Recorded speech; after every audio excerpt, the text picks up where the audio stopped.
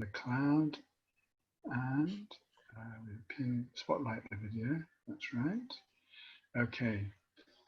So just to start with, I'm going to welcome Geshe Namdak to the west of England, which is, of course, a silly thing to say. But the arrangement was that he would come to the west of England, to Bath, and also to Somerset at this time. And it's been wonderful that we could do this by Zoom. It's one of the, and also that we can welcome people from outside this area. We've got somebody from New York here, Robin, our friend. So it's really special to be able to do that. So of course it's our great pleasure to welcome Geshe Namdak, who's been in England now for a little while. So you know, he's been to Bath before, and so some of us have already heard teachings from him, or maybe some of you have been to London to listen, or been on Zoom. So anyway, one way or another, Geshe, you're already a kind of part of our community. But for some people who haven't met you or heard you before, this is going to be their first time. And I guess everybody knows the topic is mind and reality. And we partly chose this topic because there's a group of us in Saraswati study group who are studying the basic program. So we studied mind and mental factors, and now we started to study the Heart Sutra. So this topic is like a bridge between those, and we're very, very grateful that you could come. So based on the plan, I'm going to lead the Refuge Bodhicitta prayer and also the short mandala offering. And then I'm just going to completely hand over, and we'll be in Geshe-la's hands for the rest of the afternoon. Okay. So those of you who know the prayer, of course, please join in, but do stay muted. Otherwise, it makes an awful noise because we're all at different synchronicity. And if you don't know the prayer, then meditate on the meaning of taking refuge in the three jewels and aspiring to enlightenment for the sake of all beings. And then offering the mandala in order to create a pure environment within which the Buddha can teach. Sangye chodan soki chognam la jangju badu dagni kyab suchi tagi chunyen ki pe sonam ki jola penche sangye do parasho. Sangye chodan soki chognam la changju badu dagni kyab suchi tagi chunyen ki pe sonam ki jola penche sangye do parasho. Sangye chodan soki chognam la changju badu dagni kyab suchi tagi chunyen ki pe sonam ki jola penche sangye do parasho.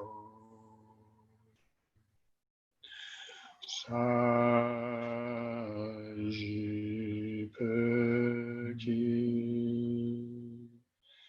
joshi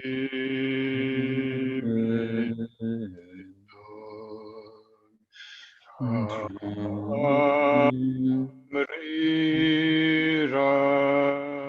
rabling shi ni de gyan padi sangye shing du mi te wargi drokunanda jingla chubarashogida ururadna mandala kandiryataya.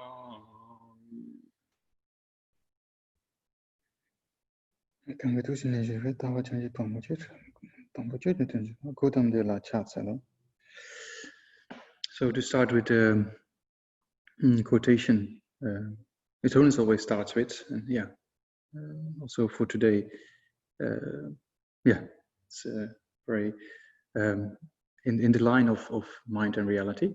So that quote that reads, moved out of compassion, you eliminate wrong views, you teacher of the sublime Dharma, to Gautama Buddha, I pay homage.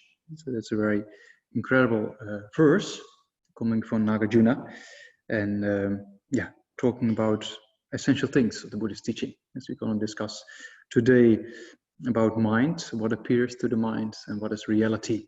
So that's a very inspiring verse, and yeah, hosted by the different people, the different groups, so to say, from Somerset. So thank you very much, first of all, for inviting. I was planning to come because last time I went, I quite enjoyed the trip, actually, to be there in a very nice kind of countryside.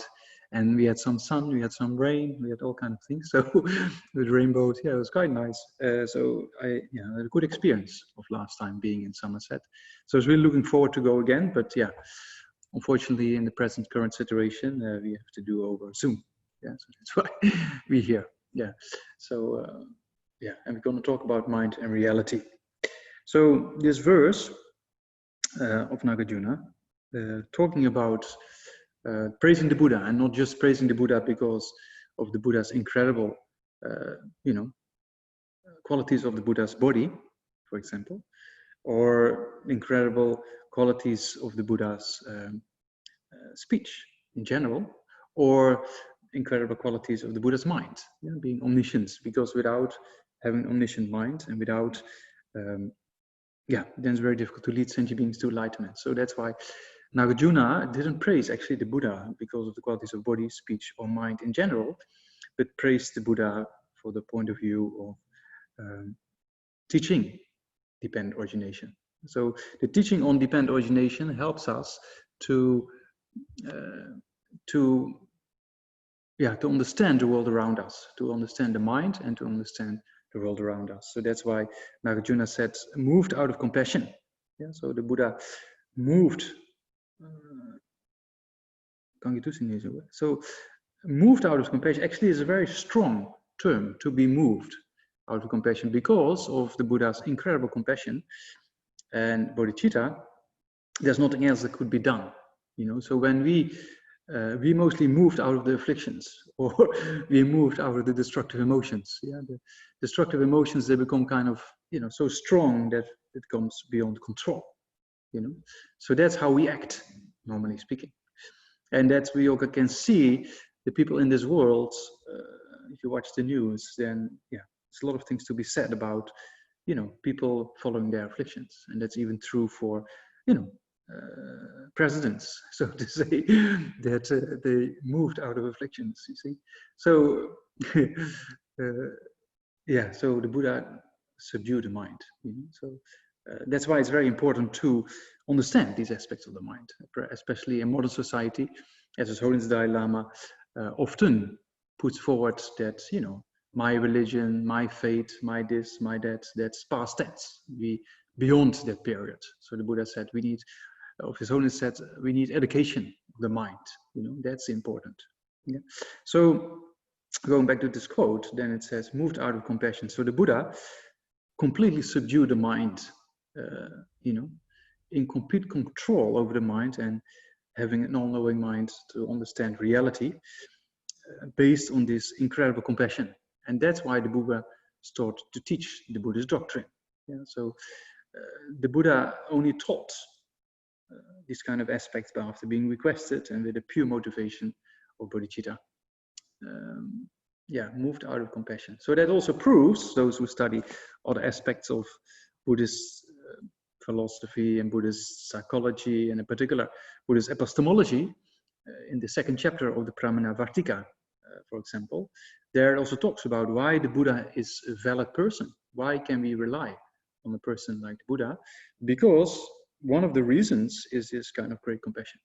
Yeah, so the Buddha doesn't make a distinction between friends and enemies or strangers, or those who like him or those who dislike him, those who please him, those who harm him.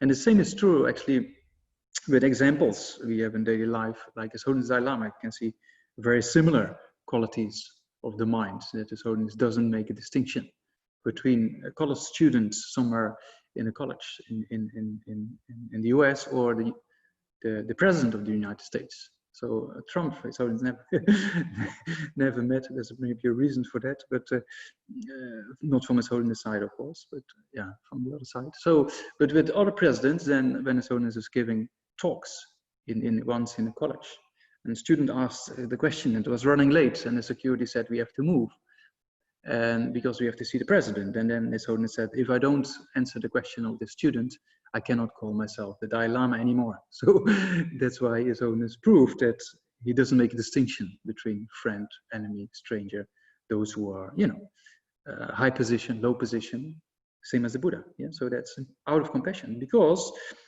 His Holiness and the Buddha understand that we all strive for happiness, don't like suffering, right? So in that regard, if you're a president or a person living on the street in very poor conditions, in that regard, we're all the same.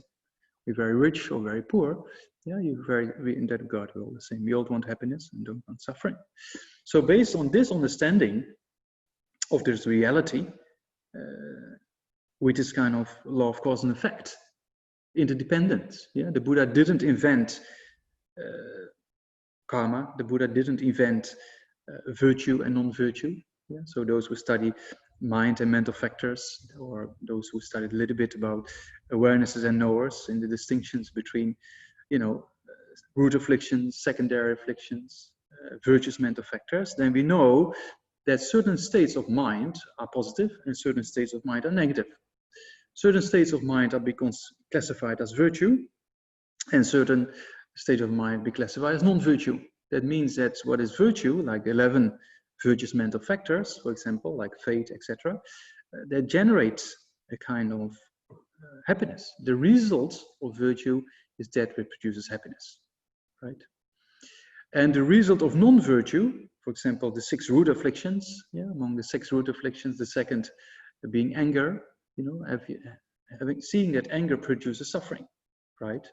Disturbs the mind, and there's no clarity, you know. So that proves that there's a cause and effect relationship between a state of mind and its results, right?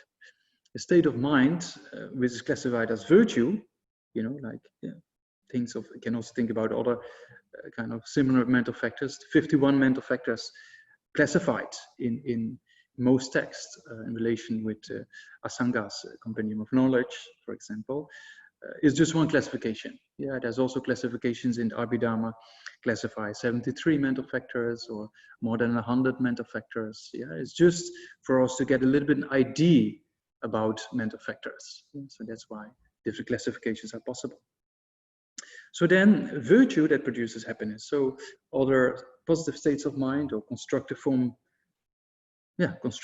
of emotions or mental factors like compassion, love and kindness, they produce a kind of happiness, right? So this law of anger produces suffering, love and kindness produces happiness. The Buddha didn't invent that law. Only the Buddha realized that law, understood that law, and then taught according to that law how to practice. Yeah? So that's why the Buddha have completely examined this aspect of interdependence of mind and awareness, and to the vast extent of realizing ultimate nature of reality. Yeah? And then taught the Buddhist doctrine based out of compassion. So that's what the verse says. You moved out of compassion. That's the first line. Second line, you eliminate wrong views, right? So wrong views, the Buddha is not that he eliminates, different individuals. That's never the case. Only wrong or views, or from the point of view of misconceptions, misunderstandings of reality. So all those afflictions, if we classify the 6 root afflictions, right, then of course the most important one we're going to discuss later on is the afflicted view. Yeah, afflicted views, number 6. Yeah, but all the other afflictions, anger, attachment, yeah, pride, ignorance, doubt, yeah, afflictive doubt here, they basically all wrong, yeah, we have to be more specific, incorrect forms of consciousness. Attachment is incorrect, anger is incorrect. And why is it incorrect? Because anger generates, if we get angry at a person, for example, it generates a kind of mental image. And those who studied more, they know we call that the meaning generality. Yeah, so we have sensory perception and we have conceptual consciousness. So me looking here at the screen and seeing all you on the other side, some people are seeing the living room, I can see what kind of plants they have or things on the wall. So that means that is sensory perception, right? That's my eye consciousness perceiving.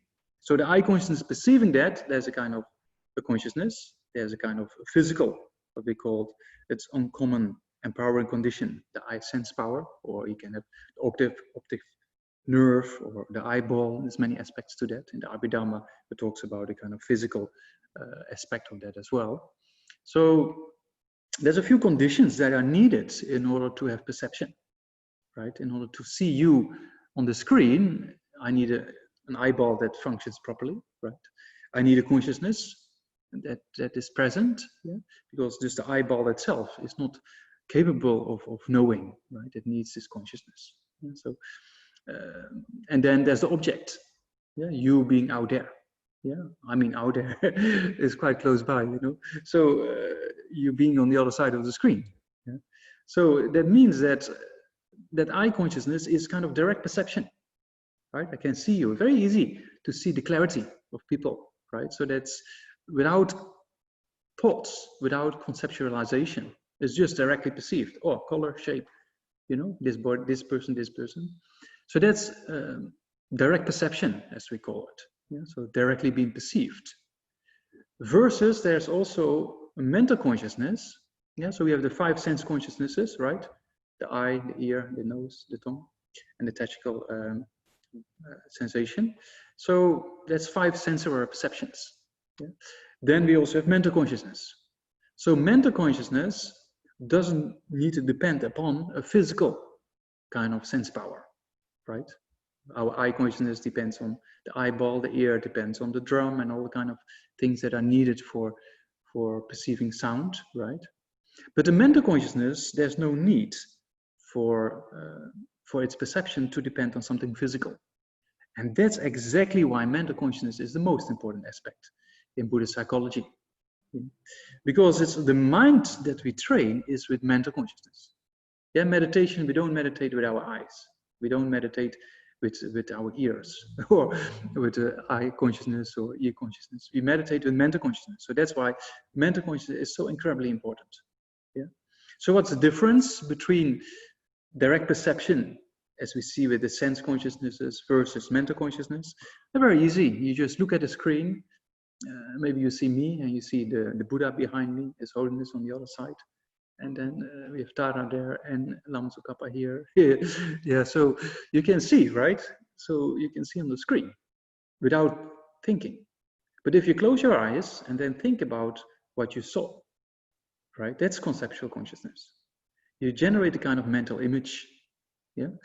So that mental image represents actually what we have been perceiving. Yeah. So that mental image that appears to your mental consciousness is not Tenzin Namdak, is not the Buddha and Jamyang, right? It's a mental image that is fabricated. But the problem is that we believe our conceptual consciousness in the minds of ordinary beings, yeah, like us, we believe that's actually reality. When we close our eyes and think about that image, we think, oh, that's Tenzin Namdak, that's the center in London, right? We believe that. So that's a problem. Even in the Sautrantika school of Buddhist philosophy, they already said every conceptual consciousness is mistaken. Why is it mistaken? Because mistaken with regards to an appearing object. That means that that mental image of Tenzin Namdak and the temple in Jamyang, that mental image or meaning generality, as we say technically, is not Tenzin Namdak. It's not the room or the temple. But we believe it's the room or the temple. That's kind of why we say in most schools of Buddhist philosophy, That's why conceptual consciousness are mistaken. Yeah, although they can be correct from the point of view of contemplation, as we will go over later on. Yeah, so first get a distinction clean between direct perception versus conceptual consciousness, right?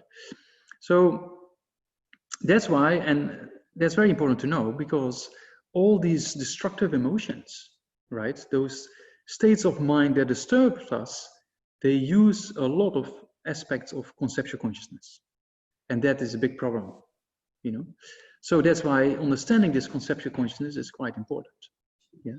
So now we already know that the conceptual consciousness works with mental images or mental fabrications, right?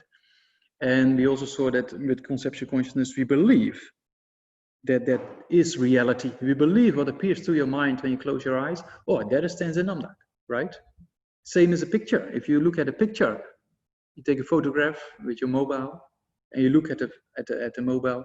Oh, you say, oh, that's me, but actually it's not, right? It's not you. It's a picture of you, because you taking the photograph and put it there, you already changed. We change every split second, right? So that means that you already changed since taking the photograph. So it's not you, but we think it's you. We think, oh, that's me on my mobile. You know, people these days, you cannot go to a place where people don't take selfies, especially in the tourist areas here in London. Now it's less, but yeah, you know, people really into self, yeah. So yeah, we come to that later. But anyway, so the thing here is that the mental image that appears to conceptual consciousness is not reality. Okay, that's what we have to think about. Then. With the afflictions, the problem is, we saw there's an object, right? The screen and the people, so we perceive it with eye consciousness. Then I think, oh, this person looks like that, or this person has this room, oh, that's a nice tanga, you know? So that's starting, conceptualization starts to work, right? You see that? Yeah, so first we have a perception with our eye consciousness, yeah, or we meet a person, or we meet the person over Zoom, and then it's like, oh, that person is like this, that person is like that. Then we start conceptualizing. So when the consciousness meets an object, right? When consciousness meets an object by the power of contact, you know, that's many aspects of the 5 omnipresent mental factors and the 5 object ascertainment mental factors that helps, you know, one of the 5 omnipresent mental factors is kind of contact. You know, that helps the mind to get directed to an object. If I look to that direction, I won't be directed to the screen, right? So that means a few mental factors, they help my mind to get focused to a particular direction.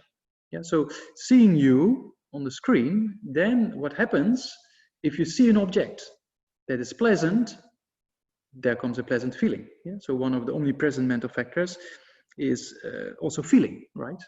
Yeah, that means that whatever is being perceived, there's a feeling, either more dormant or more manifest, right? That's a lot of possibilities there.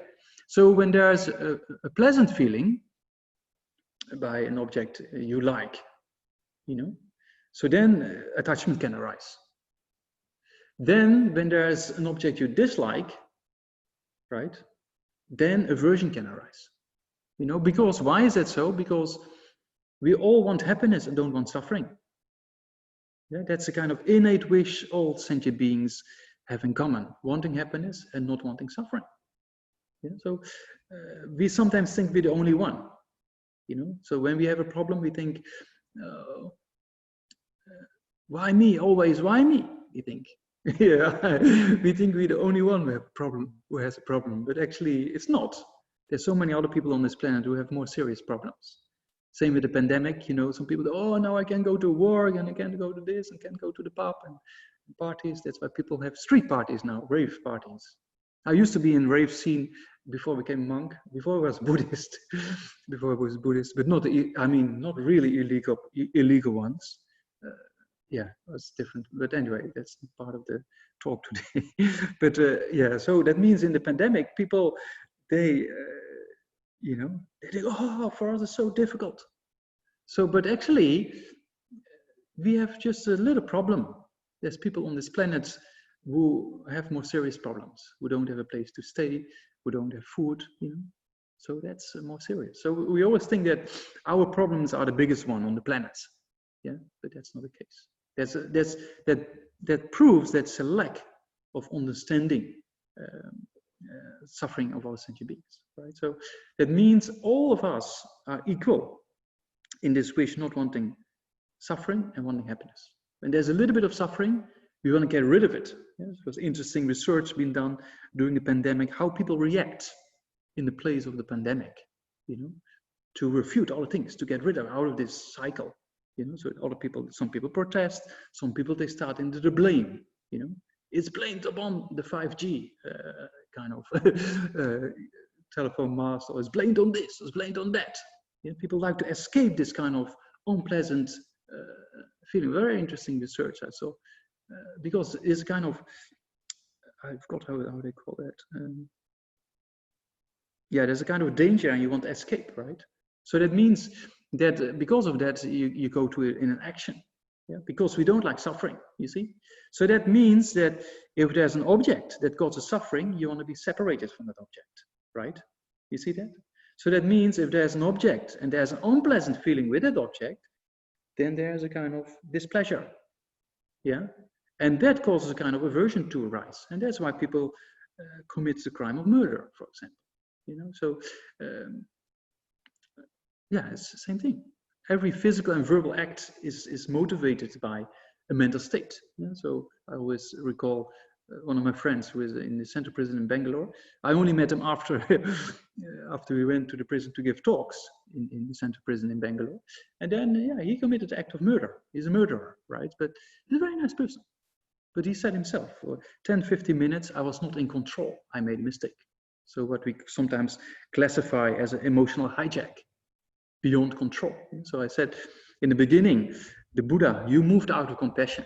So the Buddha is, in his holiness, if you see, there's just kind of, by the power of compassion, there's nothing else that can be done than to work for the benefit of beings, right?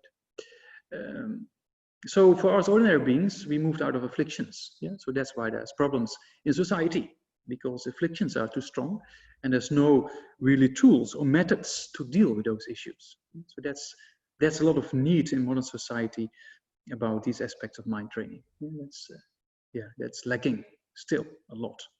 So a lot of things has to be done and can be done in those fields of mental training. Yeah, because we're always worried about, you know, the economical impacts of certain kind of things in society. But if you really question why do we need economic growth? You know, so it's very interesting, because of course we have an easy life, but does that imply happiness? So that's a question. What is happiness? Once, I think before I came here, then I heard there was kind of a discussion in one of the governments in the West. I think it was the UK actually, in the House of Lords, when they actually questioned it. What is happiness? And maybe we have to look from a different kind of perspective to what we like to acquire in society. Very interesting, you know. Anyway, so back to that aversion. If there's a consciousness, right, I conscious that perceives something, and there's a feeling with it. Yeah, one of the mental factors, omnipresent mental factors is feeling, and there's displeasure. Then we like to be separated from that object, right? Yeah, so that's why I avoid a person who's talking nasty, or a person who's always uptight. It's true, no? People who are always uptight, they don't have many friends. People who are always nice and easygoing, and they have many friends.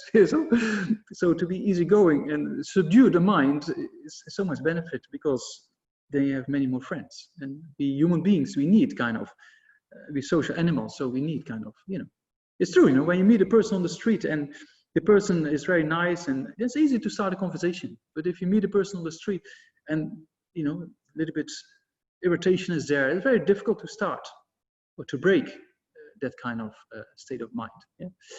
So, but here what we go to is that you want to be separated from its object, right?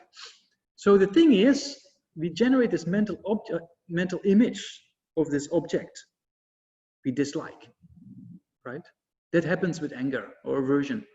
So then you get angry, and that anger, irritation, builds up and becomes stronger and stronger until you start shouting at a person, or you say, "I'm gonna get him tomorrow," or something like that, you know, or I'm gonna write a message or something like that, you know, so, say something over WhatsApp, whatever, you know. So that means that at the moment the irritation increases, at that time, when you get really annoyed with a person, actually it's only conceptual consciousness at that time. And the mental image you have of that person is not a person, as we just already discussed, right? But you think it's the person. And that mental image of the person you dislike, you fabricate that person has 90% faults and maybe 10% qualities, while actually the person has 60% qualities and 40% faults in reality. But you don't like to believe that because your mental image is built like this, you know? So you actually don't get angry at the person, but you get angry at the mental image of the person. You see that? That's the conceptual consciousness. Very interesting. And that's not only an uncommon Buddhist point of view. Yeah, His Holiness, one of His Holiness friends, Aaron Beck. Aaron Beck is professor in the University of Pennsylvania. And he, without having studied Buddhism, he came to similar conclusions. He said in a mind with anger, about 80 to 90% of a person you're angry at is mentally fabricated. Very interesting.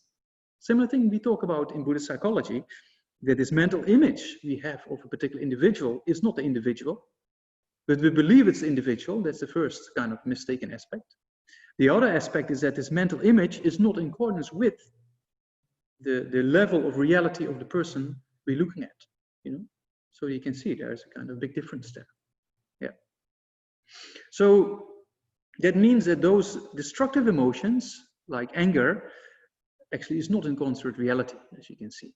Yeah, because the person we dislike can be liked by somebody else. Yeah, those who study the Lamrim, they know the contemplations on equanimity, and they know that the friend, the enemy, the stranger, you know, what we consider a friend, somebody else might consider as a stranger. Somebody else might consider as an enemy. But that person A, which is our friend, somebody else is enemy, somebody else sees as a stranger. Person A is the same person, right? It's just our view of like, dislike, or indifferent. Yeah, so that means it depends on our perception, how we see a particular individual. Yeah, so that's very much depending on the mind. You know, so if you study a bit more and you want to know more about these aspects of how we perceive reality, then there's a school called Mind Only School of Buddhist philosophy, which actually talks in very detailed aspects how things actually are perceived by the power of previous kind of inclinations or previous kind of habituations. Yeah, it's very interesting. Yeah. So, but for the time being, we can see that the mind that perceives an object with sense consciousness, right? Then there's a contact. And with that contact, a feeling comes. With that feeling, there's either pleasant or unpleasant. And by the power of that, we start conceptualizing things, right? Yeah, so the same for the object of attachment. Whatever food, if it's pizza or pasta or whatever food is your attachment, right? Then you know that if you look at the image of that object, then you start thinking about, oh, I have this, amazing. But then when you get it, it's not that amazing because that mental image overestimates it, you know. Yeah, order on the app or something like that. Like during the lockdown, there was an increase here on Renfrew Road, and I don't know how that road is called. An increase in delivery on the little bikes I never saw before. So because people order on the app, so you order on the app and then you see, oh, this pizza or that. In the UK, I never ordered. In India, I did a few times. So you get all these pictures, and then you have to choose. No, and then you look, and then it's amazing. And then on delivery, it doesn't look exactly the same. You know, you maybe notice the same thing. So that means that if you look at the image, then there's a feeling of pleasant experience, right? And because of that, we start to build up this image. Oh, in another 10 minutes it comes, and then it's so amazing. You know, this pizza or this pasta or this whatever thing you like to eat. You know, but then on delivery, it's not the same. Or you go on holiday and then you make plans to go somewhere, and in the early days you had those travel guides, but now you can look on the internet, and then you look, oh, amazing, but then you end up there and it's different. Sometimes happens. So that means that because of this attachment, we saw the object, then we think about it, and then we start overestimating the qualities, right? And then that's the problem. Attachment overestimates the qualities, anger overestimates the faults. And because it overestimates or imputes more aspects of the object than actually that are present with the object. So that's a reason why it causes a problem. Because with the object of attachment, if you have more expectations of the object, because you think it has more qualities than it actually in reality has, then there's no satisfaction, right? There is no satisfaction. And that's even some pop groups, yeah, like the Rolling Stones, I can get no satisfaction, made a kind of lyric like that. I just saw the news today, and then the Rolling Stones told Trump not to use their lyrics. But yeah, I still do. Yeah, so that's, but when they were singing that song, they didn't really completely understand probably the real meaning behind I can get no satisfaction. Why? You know? So that's here is because of our object of attachment appears, right? There's an object, there's eye consciousness appears, right? There's a feeling with it, one of the omnipresent mental factors of pleasant feeling. And then we start thinking, oh, nice, right? And then we start to overestimate and have a lot of expectations of the object of attachment, which has never been met because there's not existing with the object out there. It's just a mental fabrication, right? So when there's a mental fabrication and not met, then there's no satisfaction, right? Because your expectations are not met. So that causes a suffering. So that's why many people who, you know, always depend on attachment, then there's no, it's like drinking salty water. You know, if you're thirsty, then you drink salty water, but you can keep drinking. There's no end. Yeah, so, yeah. So then you can actually see that these destructive emotions, right? Attachment, anger, you know, pride, doubt, ignorance, or modern things like, you know, fear, anxiety, same thing. It's not in accordance with reality. This fear or this anxiety is based upon, it's just an overestimation of negative aspects of reality that actually doesn't exist. You see? So if I go out, then this will happen. If I do that, that will happen. But that's not the case. But we believe it's the case. That's the problem. Because of these, you know, mentally generated kind of aspects of reality. Yeah. So that's why the Buddha said, yeah, that's why Nagarjuna said, going back to that first verse, you moved out of compassion, you will eliminate wrong views. So that means these kind of wrong views. Yeah, we go further into the view of the transitory collection later on. Yeah. So you eliminate wrong views. Teacher of the sublime Dharma, to Gautam Buddha I pay homage. Yeah. So teaching of the sublime Dharma is then referring to this aspect of the Dharma or the teachings on dependent origination or interdependence. So if you understand reality well, yeah, if we understand reality as it is, then there's less disturbance of the mind. You know? That's why if you see personalities as His Holiness, that's why His Holiness says, quoting from Shantideva, from the Bodhisattva Jaravatara, you know, if you have a problem and you can solve it, solve it. Don't have to worry about it, just do it, solve it. If you have a problem and you cannot solve it, then also there's no need to worry because you cannot solve it anyway. You see, like getting old, for example. You know? I also belong to that group because I also have gray, yeah, I shave on a regular basis, so you don't see, but there's, yeah, gray hair coming through, you know. So and then physically things are more difficult, you know. I'm not that old yet, but yeah, yeah. So, but that period of getting old, also we cannot stop, right? Aging, we cannot stop aging. You know, so the cosmetic industry, they believe that's possible, or they like to let us believe that's possible because of our grasping to permanence, right? We don't like to age. Last week. Yeah, we went to what's it called again? Which park? Battersea Park. We went to Battersea Park. There's kind of I've never been. This year I started walking a little bit.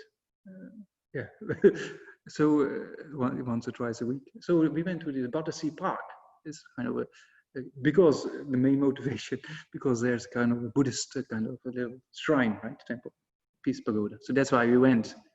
And then I was promised it was a kind of half-hour walk, but it was a bit longer. But anyway, we went also in the park around and everything.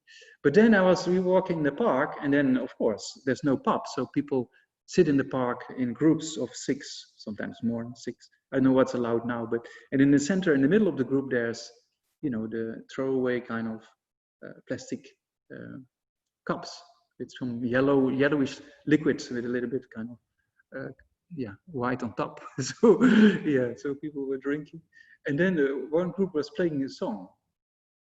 It was something, Forever Young. This one song, right? Yeah, Forever Young. Want to be forever young. So it came to my mind because people don't like to age, you know. So but then we were walking in the park, and then I remember, I don't watch many movies, not many after I became a Buddhist, but before that, as a student, quite a lot. And then there was one movie called The Highlander. Yeah, it's from the north. I think maybe taken somewhere in Scotland or something. But anyway, so then there's a person who's immortal, and the person doesn't want to be immortal anymore. Very interesting. Some people like to always stay young, and some people don't like to be immortal. It's interesting, samsara, you see. So, but anyway, to come down to what we're talking about here, is we want to be forever young, but it's not the case. We're going to age. And if you're going to age, then physically things go difficult, mentally, you know, and we cannot stop. But why should we can, if we worry about it, then also that doesn't really work, because with the worrying about getting older, it doesn't stop getting older. It only causes more gray hairs coming through. So that means that if you have a problem, like we're facing, right, but you cannot do anything about it, then there's no point to worry about it, because it's part of nature, right? So, and that's a very interesting point to understand reality.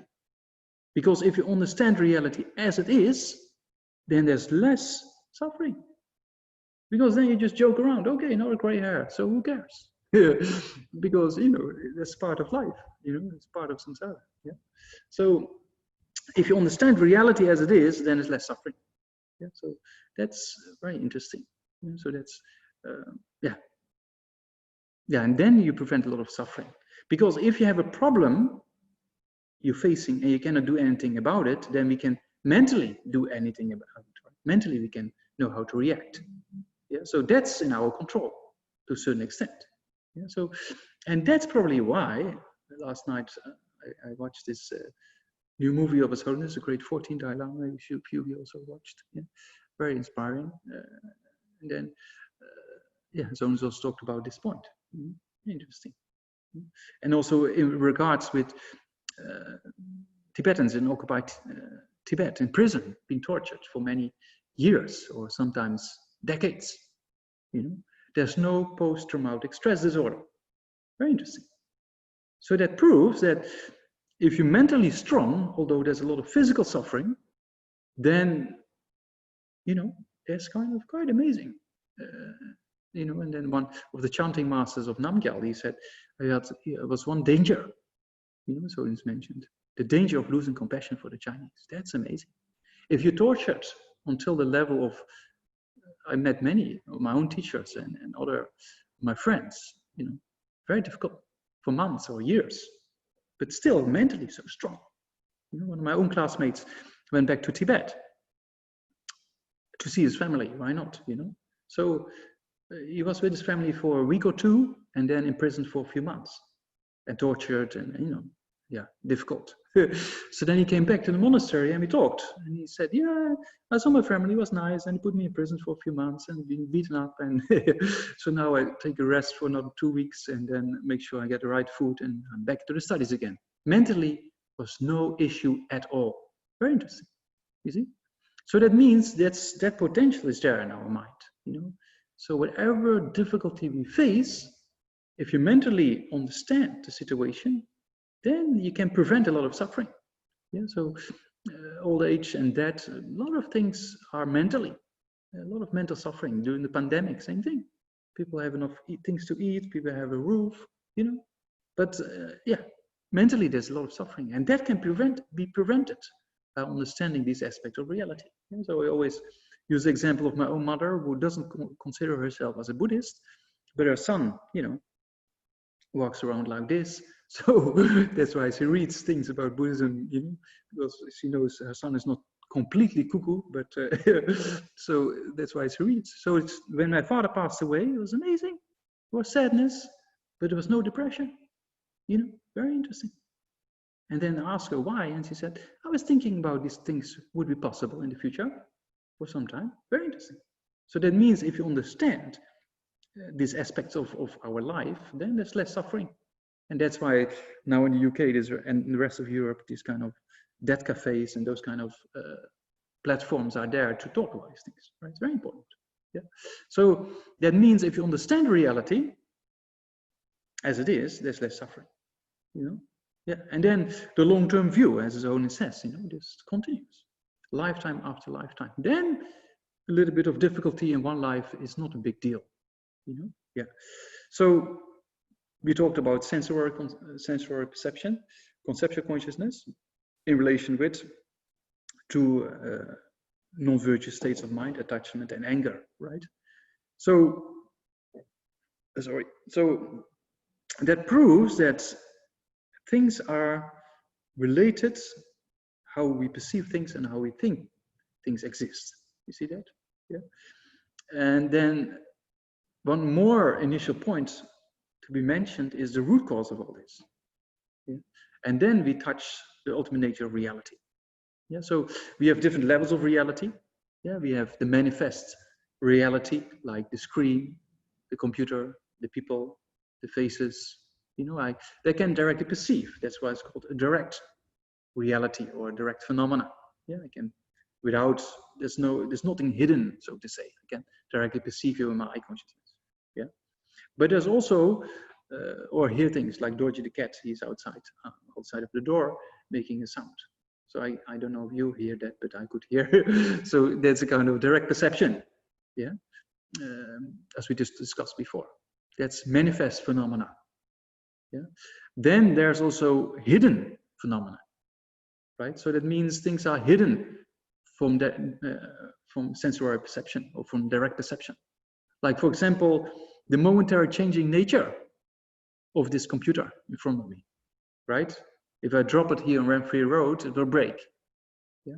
If it drop it high enough and it bounces on the floor, it will break in the street. You know? That's kind of a coarse form of impermanence, but that this computer is momentarily changing. Every split second, it's changing, right? Same for our body, you know? Sometimes you think, oh, gray hair, but it's not that you wake up one day and you're 20 years older. That's not the case. It will be quite a shock, but that's not the case. We momentary change, right? Moment by moment. This computer also momentary changes. Yeah, so that we momentary change, that's a kind of hidden phenomena. Why hidden? Because we cannot directly see that, right? If you look in the mirror today and you look in the mirror tomorrow, you think it's the same, right? But when you look at an image when you were 16 or 18 and you look in the mirror, you see there's a difference there. So that difference didn't happen overnight, right? The difference happened over, whatever years.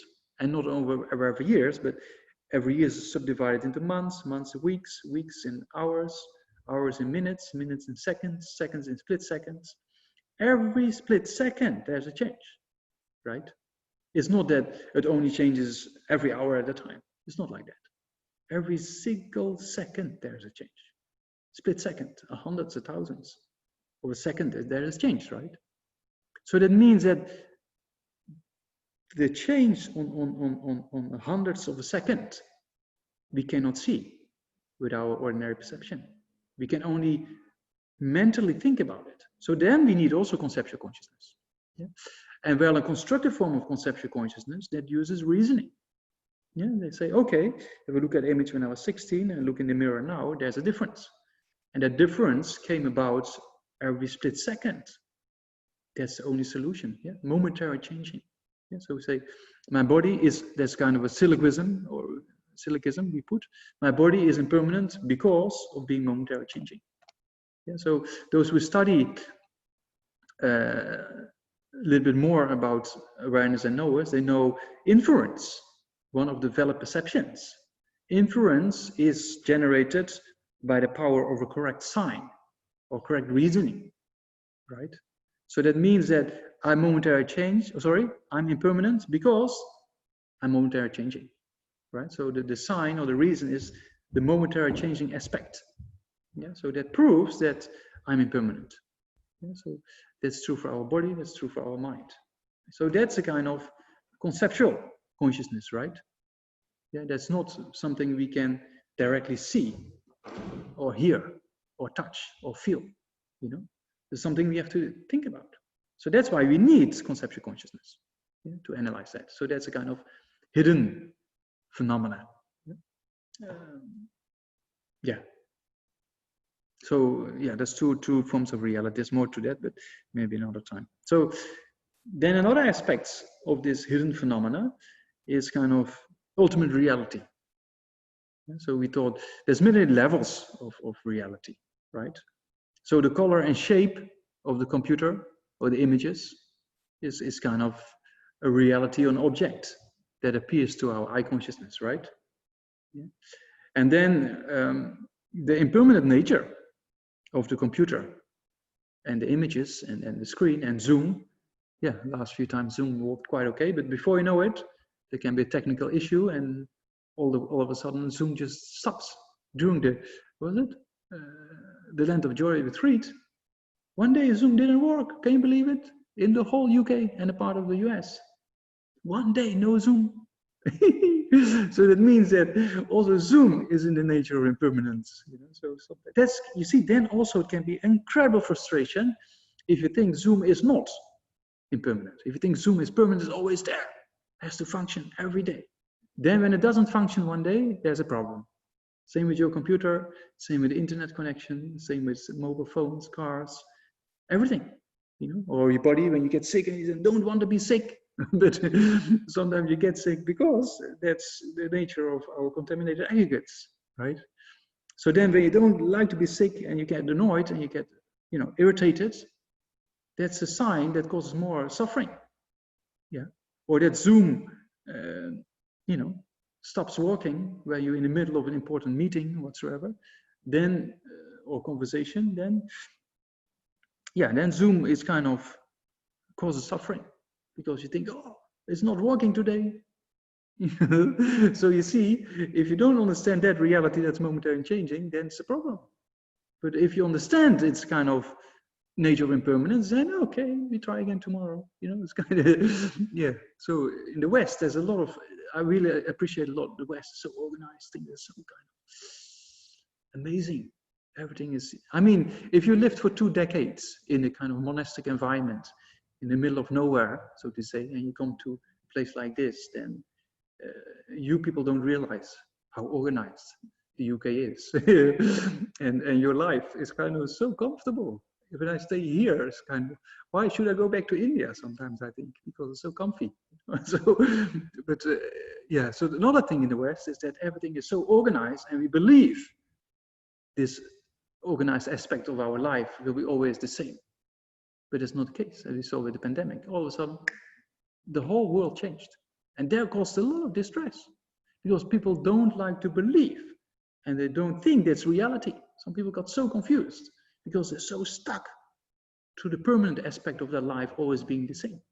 And when it changes, it causes distress, you see? So if you don't understand that aspect of reality, if it's the Zoom, if it's other things, then it can cause a lot of mental problems. You know? So, though in the West things are so organized, but if we grasp at that aspects of being so organized, and then one day, you know, especially on the Sundays, if you use the train in the UK, I've learned last year, then there's a higher percentage possibility that the train will be delayed. If it's during the week, it's it's much better. Yeah, but during the weekend, especially Sundays, then there's a possibility of getting stuck, or the train is very late, or you know.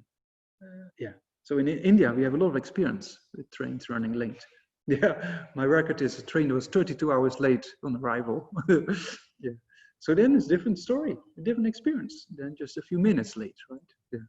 So that means that as long as we don't grasp at this kind of permanent aspects, then we prevent a lot of problems from happening.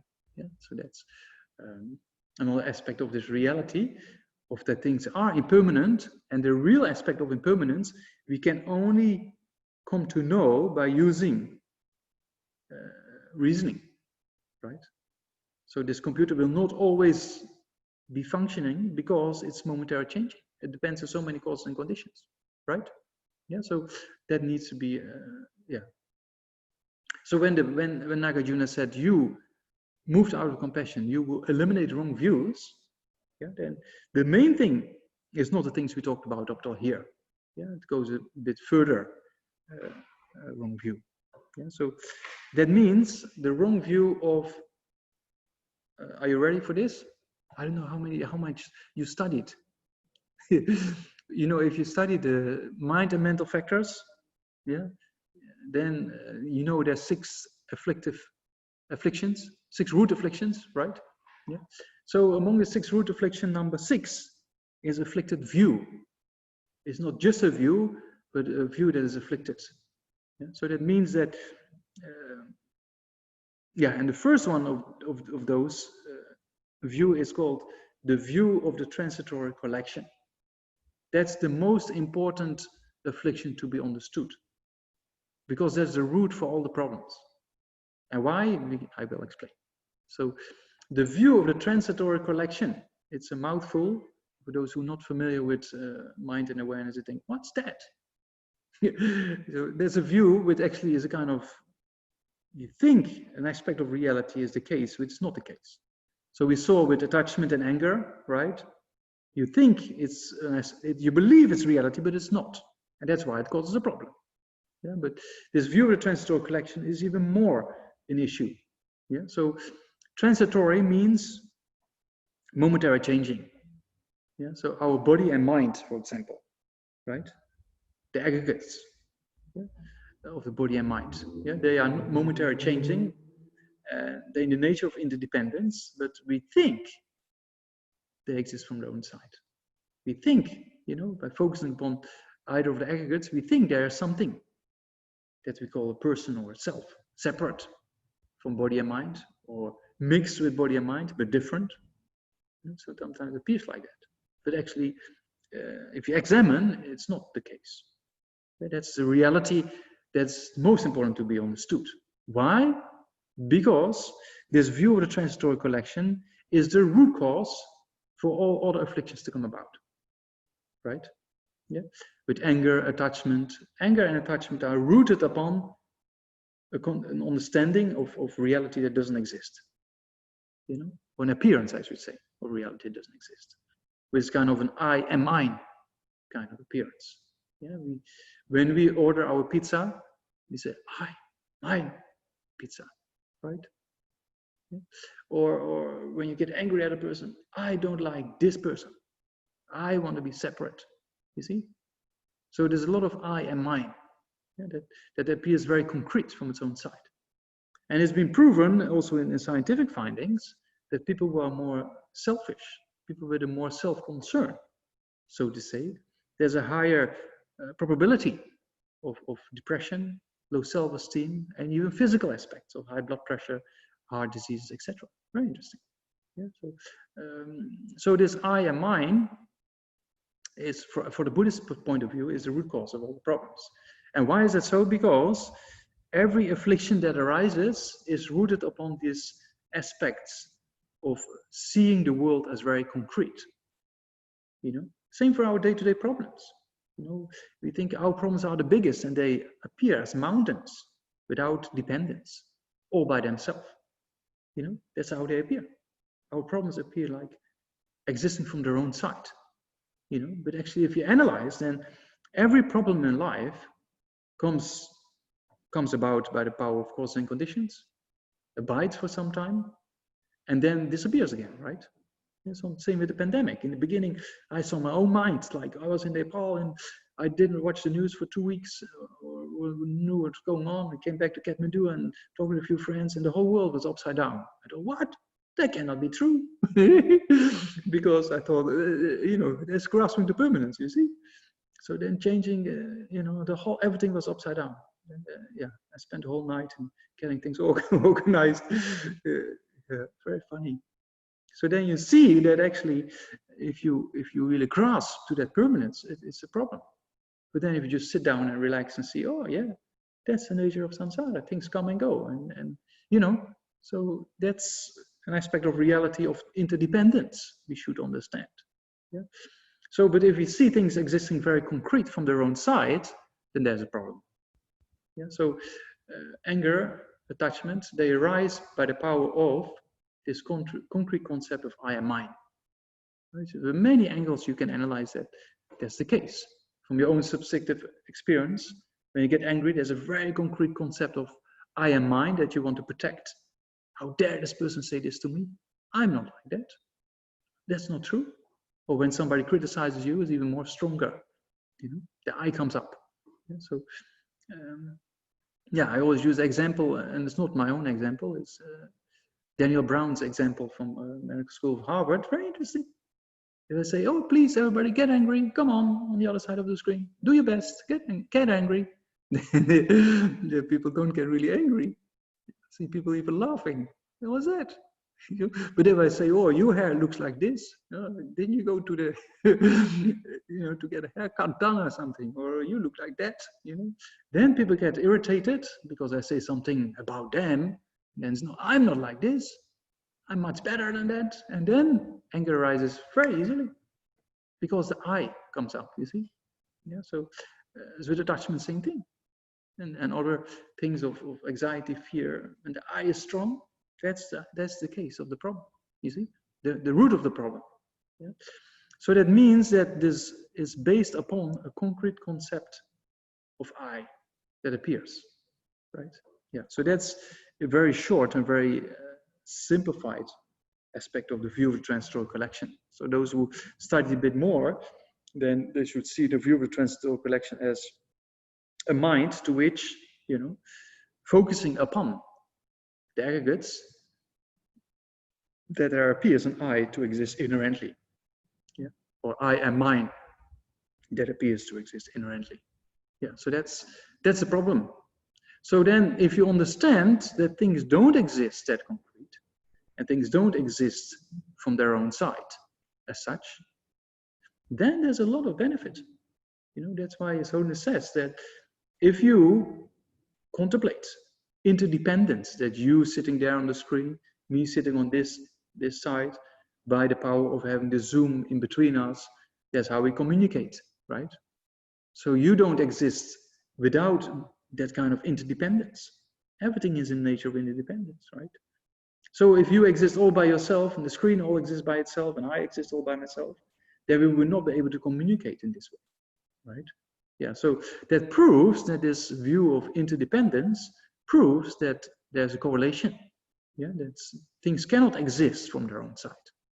So when we see our problems concrete, existing from their own side, the I appears concrete, existing from its own side, anger, attachment, jealousy, pride appears to exist from its own side, right? So that makes it worse.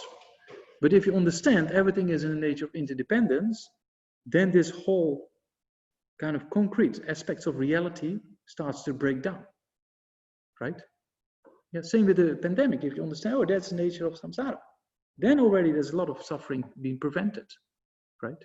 So that means that if you understand this aspect of reality, that everything is in the nature of interdependence, nothing exists concrete out there all by itself, that's, as Holiness Dalai Lama says, if you contemplate that a few times a day, then it looks like destructive emotions will be not that strong anymore.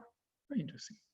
Because all these destructive emotions, they use this kind of building blocks of concrete aspects of reality that actually does not exist. But it appears to us. Yeah, so we saw already with attachment and anger and with the mental image that whatever appears is not always reality, even though we believe it's reality, but it is not, right? You see that? Yeah. So that means that by examining this aspect of reality, of the view of transitory collection, then also you can see that though it appears like that because of the habituations, but actually it is not reality if you look. If you look for yourself, you know, you call your own name. I can call out your names because now I can read your names, but then I will be busy to read out your names. But you can call yourself, and there's, for example, there's appear a very concrete I Tenzin Namdak, right? So where is this Namdak? If you check your own, where is this I? You know, it's very interesting. It appears very solid, especially when afflictions arise or when you're close to death, you know, then appears. Yeah, but actually, if you examine, you cannot find it. So that means what appears to the mind, we believe it's reality, but if you examine, it's actually not reality. Yeah, and we saw already with the conceptual forms of consciousness, we believe that mental image is the actual image of what we saw, but actually it's not. And that causes problems when anger and attachment arises. Yeah? So same here. Things that appear, we think is reality, but actually it's not. You see that? Yeah. So that's something that has to be examined in the view of the Kasa afflictive view. So just to summarize what we talked about. So we have different types of consciousness, right? You have sensory perception and you have conceptual consciousness. And that consciousness comes in contact with an object, right? And then there's a feeling with it, either pleasant or unpleasant. And then we react because we like happiness, don't like suffering. When there's an unpleasant feeling, we like to get rid of it. When there's a pleasant feeling, we get touched. You see? So there's a few things we discussed, and then also how things appear are not reality. You know, like the computer appears so concrete out there, our own body appears like the same as yesterday. But is it the same as yesterday or not? The body is also momentarily changing, right? Every split second there's a change. But it appears to be very solid. So also, if you study quantum mechanics, same thing. The table, the computer, looks all so concrete out there, but when we go on the quantum level, it's not that concrete, right? So the relationship or the correlation between the individual particles is much more important than the individual particles themselves. Though the individual aspects, they appear much more concrete as being most important, but actually the correlation between, or the interdependence, is more important. Yeah, very interesting. So in quantum mechanics, same thing. If you look on the quantum level, it's completely different than how things appear. You know? So that's not only an uncommon Buddhist view of reality. Yeah, whatever appears to the mind is not always exactly according to what reality is. Yeah, so that means that we shouldn't always believe what appears to the mind. You know? And then think about that things don't exist that concrete as they appear. And then there's a lot of suffering being prevented. You know, if you understand, there's a story about this old monk with a student. I told the story a few times, but it's a very, very nice example. This kind of, he had this tea flask, and the students, they take care of the teacher, right? In the monastery, that's kind of paying respect. In the West, in India, generally speaking, there's a lot of respect for the teachers, you know. In the West, it's slightly different. I remember the time I went to college, and we were not very good students. We didn't have much respect for the teacher, you know. So in India, luckily, there's much more the case. So in Buddhism is even more important. So then the student making the tea for the teacher every day. And there's this tea flask which is very old, kind of, you know, something you should be able to get attached to after some time.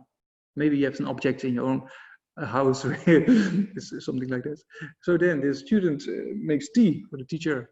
And then one morning he didn't sleep well, and then whoops, he drops the tea flask off the table in the kitchen and breaks. Then he thinks, oh, how do I tell my teacher what happened? So he thought, oh, I tried it in a skillful way.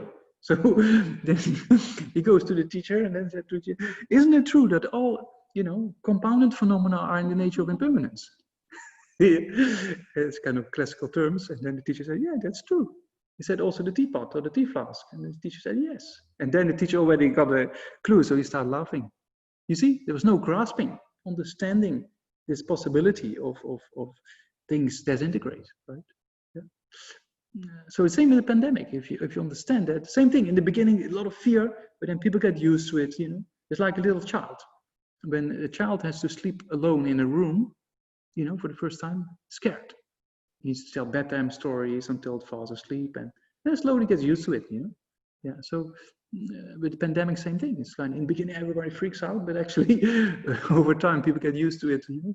So that means if you from the beginning on have already this view of understanding this interdependence, then there's no real shock to the system. You know? Same with this tea flask.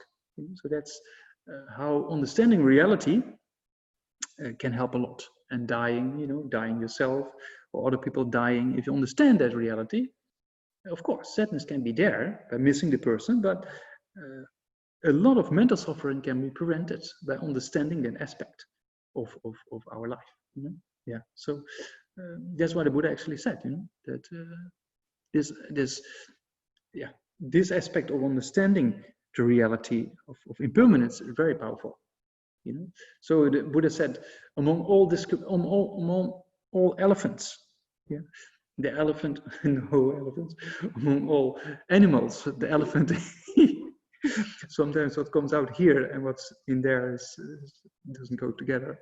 Yeah. So anyway, I start over again. So the Buddha said, among all the animals, the elephant is the biggest one, right?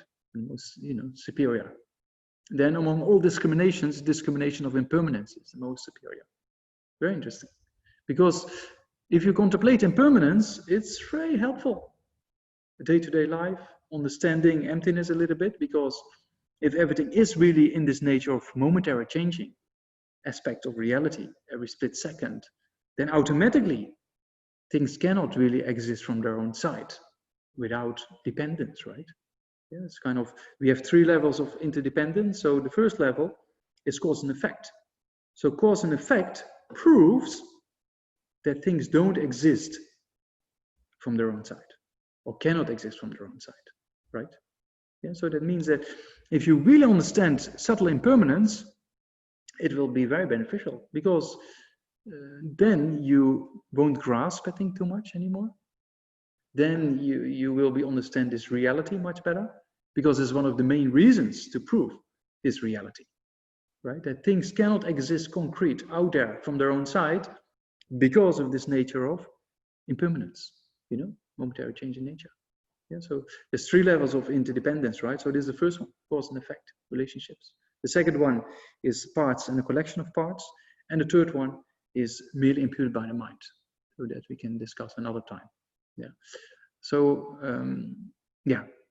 so to go back, yeah, we have the different kind of perceptions, yeah, different kind of states of mind, do things appear, and then seeing that things don't exist the way they appear. That's the final conclusion we have to get towards. Things don't exist the way they appear. You know? So that's, for us ordinary beings, very difficult. If you look around, everything looks to exist so concrete out there. But if you really analyze, it's not that concrete.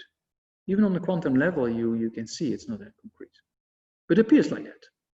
You know, so that's a very interesting meditation. If you if you do this more on a daily basis, you know, just see how things appear to you, very concrete out there, and appears separate from the mind, you know, totally separate, everything, you know. But actually, if you analyze, it's not that kind of separate, exists from its own side, and everything is in the nature of interdependence. Everything depends on causes and conditions, right? Yeah. So if you understand or think about those things, then you start to understand why these mental images we generate, where these afflictions, uses and believe in, that actually is not reality. You see? So that's a very interesting project also to see that how things appear, and we believe it's reality, but it's not. You know, so that's kind of things we have to examine, questioning. That's the Buddha said, don't accept my teachings because, you know, I'm a famous person, or out of faith or respect for me. You should examine, analyze.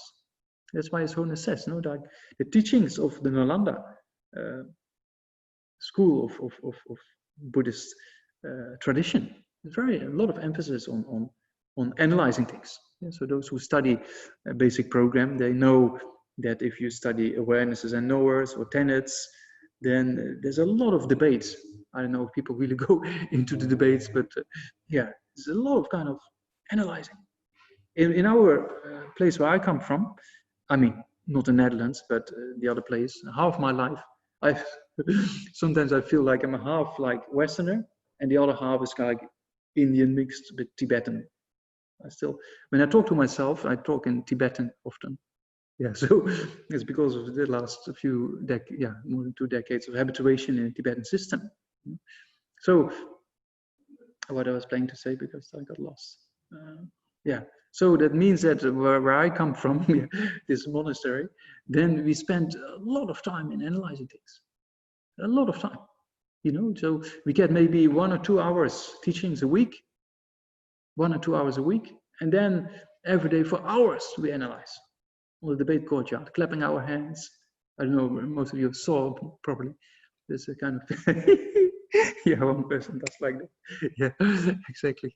So there's a lot of kind of, it's a very interesting way of dealing with hardcore philosophy, so to say, to analyze it. And that's what we have to do, not only in a group, but also on an individual basis, so to try to analyze this. What I'm saying, is it true or not? Is attachment like that? How does it appear? What we just talked about, you order something on the app, you get attached to. Is it really true? Is your mental image of that attachment, is that according to reality or not? Or your mental image of a person you dislike, and you over-impute faults with that person. This person is bad because of this, and then we believe it, right? Is that reality or not? Then we have to check. What appears to your mind, how you see that person, is that person, or is it the mental image? Then you have to check, and how concrete things appear. Yeah, this first point is not that difficult, to see you get irritated with a person, and there's more the irritation is related with his mental image than actually the actual person. Because his mental image is colored, it's completely different. But we believe that's the person, and that causes the problem. So that's, with a little bit of self-research, you can see that mental image is not a person, right? So that we can, to a certain extent, see. But we just talked about the view of the transitory collection, that's a little bit more, needs more research. Yeah, you have to read more, study more, but it's the root of the issue. So that's why I thought I'd bring it up for those who studied a little bit of mind and awareness. Yeah. Yeah, maybe for questions, maybe if there's, so then I was talking for more than an hour. So then if you have questions, then maybe there's answers. And then after that we have a break, and then we continue after the break. Yeah. Okay, so if anybody has a question, the good thing would be if you put your finger or hand in the air, then I'll invite you to unmute yourself, and then you can ask the question. So I'm looking around to just go from screen to screen. If I see anybody with their hand up, I'll invite you to ask. I didn't see anybody yet. Maybe there's no questions. No questions, easy. I don't know. I'm not sure. Yeah. It's not really a question. Okay, Kathy, it's a clarification. Well, it's just I missed, Geshe, what you said at the very end. You were talking about, I think, impermanence, and you said there's 3 points: cause and effect, parts and the collection of parts, and then a third thing, and that's what I missed. Yeah. So the third thing is merely imputed by the mind. Yeah. It's kind of three levels of interdependence. Yeah, so those 3 levels of interdependence, they used to prove that things don't exist from their own side, or that things don't exist inherently. Yeah, for example, the I or mine, I don't like this. How dare this person say this to me? When you focus on the I, it appears to be not a body, not a mind, right? But mixed with the body and mind kind of thing, right? So that's how it appears. But actually it appears in a very kind of, almost kind of a permanent way. Yeah, that's different schools of Buddhist philosophy, they give different interpretations, right? So it appears independent, that's the main thing, how it appears, right?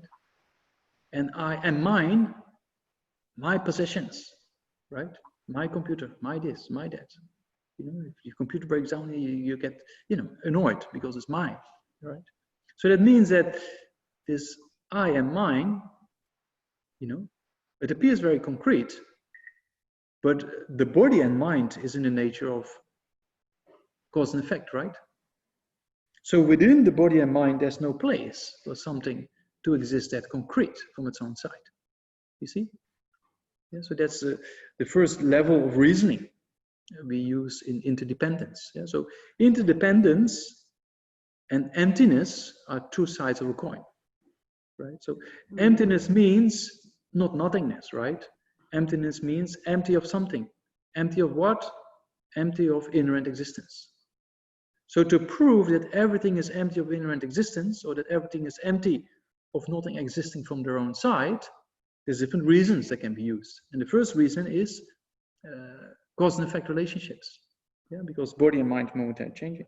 So there's nothing that exists from its own side.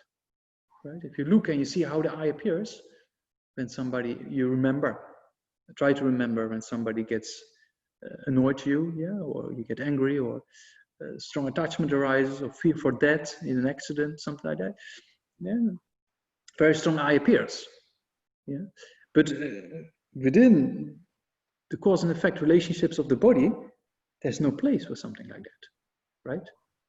And then the next level of parts and collection of parts, within that interdependence of the individual parts of our body and the collection, as well as individual parts of the mind and the collection, there's nothing that exists from its own side that we call I or mine, right? So that's the second level. And then the third level is merely imputed by the mind. It's just a mere imputation. What we say Tenzin Namdak just was labeled before I became a monk. I was not called Tenzin Namdak. But just at that time, when I got the ordination with His Holiness, at that time, you know, 1995, right? At that time, it was just the moment the vow has been generated, and then of the monk. At that time, there's a change, but actually it's just a mere label, because the body and the mind, you know, of course, momentary changing, but it doesn't change inherently from Martin to Tenzin Namdak, right? So same for your own thing. When you came out of the womb of your mother, then they give you a name, right? But the giving of your name only came into being after they labeled it like that. But then you see your name so concrete. Oh, this. But actually, it's just a mere label. You see that? So that proves that nothing exists from its own side in those three levels. Yeah, that's the three levels of interdependence. Yeah, cause and effect relationships, or impermanent, right? Parts and a collection of parts. And then the last one, merely imputed by the mind. Yeah. Yeah, is that okay, Kathy? Yeah. Anybody? Oh, yes, Milena, unmute yourself, you can ask. Thank you very much for the lecture. I'm just wondering, what if I'm just wondering hypothetically, if the person is no longer sure of their perception, wouldn't that create even more suffering? Yeah, maybe. If a person is not trained well enough, yeah. If people get really confused, then it can create more suffering. But if a person is trained and get a good understanding, then it eliminates suffering. I meant if they are not sure of their own perception, whose perception would they be sure of? Yeah, yes, true. I mean, if people, there's all forms of perception, right? And perception we cannot trust. But on a conventional level, there's a computer we all agree upon. This has been defined as a computer, right? So on that level, there's no disagreement.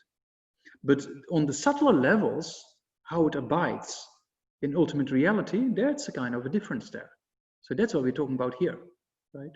So if you understand that these mental images that appears to your conceptual consciousness, right? So that mental image that appears to your conceptual consciousness is not the actual object. If you understand that reality, there can be a lot of benefit. But if you just get complete misunderstanding and think, oh, it doesn't matter whatever you do because there's no reality as such, then it's a very confusing state, right? And then there's no constructive way of thinking. Yeah, so there are some people think like that. Oh, emptiness means nothing exists at all, so you can do whatever you like. But that's a complete misunderstanding, right? Yeah. So then it can cause a problem. Yeah. It has to be structured and based on what we say valid cognition or valid reasoning. Yeah. Does it help, Milena? Thank you. Yeah. Okay.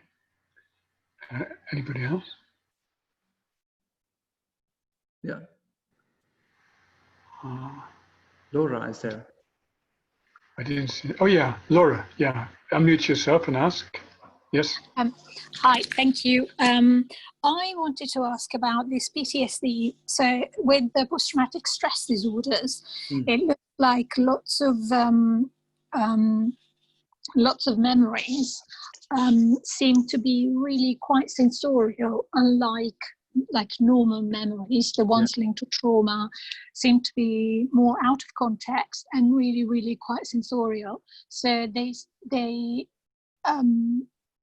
kind of maybe come across more like direct perceptions, but obviously they are mental images, only felt in the body very strongly. In Buddhist psychology, like, is there a way of explaining this? Or, I don't know. Explaining this, why there's no explaining traumatic stress disorder? Explaining the fact that what is effectively a mental image is taken completely out of context and experienced in the body very, very powerfully and very strongly. Yeah. So because memory and habituation builds up over time, right? So if we think about it, that's happens with depression, that happens with issues with this post-traumatic stress disorder. When you go in a kind of what they say a circle of thinking about the same thing over and over and over again, what happens in depression, what happens when we're down, right? So that what we do, we habituate our mind to this kind of mental image of a particular situation or difficulty in life, right? So that the habituation to the mental image becomes not only stronger and stronger, but also this mental image is being built up in a particular direction according to our mostly relation with negative thoughts, right? And then that becomes stronger and stronger, and then it becomes a more severe problem, right? So that's people with more severe mental issues. It's better to let them do some physical exercise, first of all, to get out of this loop of the similar thoughts, repeating again and again and again. Only then, when they do some physical exercise, they can get out of the loop and then watch back, and then deal with it from a neutral perspective, right? So that's lacking with people who are within this kind of circle and can get out of it. Yeah, so you need kind of review things from a distance, from a subjective point of view, right? And if you can do that aspect, then you can deal with the situation much better, because then you can view and see how things came, but about cause and conditions. And especially from the point of view, when His Holiness was asked this question, not in the, he mentioned also in the film, but also in this research with Daniel Brown, this research came to the conclusion of there's almost no, of course, some cases are there, almost no cases of post-traumatic stress disorder in Tibetans who spent very horrific periods of time in prison, torture, rape, many things, you know. So then it's also asked the question, why do these people not have this kind of issues of post-traumatic stress disorder? And so it says, on different occasions, one is mentioned. One in the film you can see is because of this compassion, right? And the other one is because of law of cause and effect.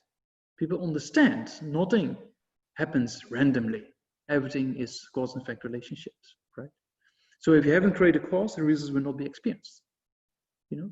So based on this understanding, there's acceptance.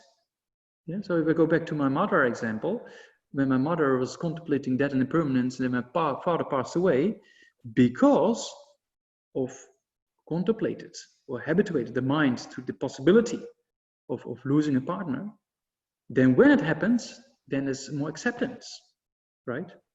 Yeah, so that's one aspect of it. Another aspect that everything is in the nature, of course, in conditions. So that means in these kind of situations of those inmates in prison being either tortured or raped or on the edge of dying, right? They understand that this is cause and effect relationship and it doesn't happen randomly. And, you know, the individual has created the causes for that, right? That's one aspect. And they're now ripening, and during the ripening process, I cannot escape it, right? Same with old age, we cannot escape. So then I have to deal with it mentally, and that's how this kind of mind training helps. Because then the person sees, okay, the causes are created in the past, now I'm experiencing the results, I cannot escape it, I have to deal with it. You know, there's more acceptance. Then if you take it into account of compassion, and then you take, that's a very powerful one. You know, that's why His Holiness mentioned in the film that the chanting master of Namgyal, he said there's a danger. What was the danger? Being tortured in prison. So you think, oh, the danger of losing life or danger of losing a limb in electric shocks or something like that. He didn't say that. He said it was a danger of losing compassion. That's very interesting. Because if you have this strong compassion, and the strong compassion goes to the extent of whatever suffering I experience right now, may I take the suffering upon myself, all sentient beings without exception, including the person who's torturing. Very interesting. You know, the stories about people who get executed in Tibet. And then they say to the official, to the military who was, you know, putting the gun, just give me a few seconds. And they made a prayer and they verbalized this prayer.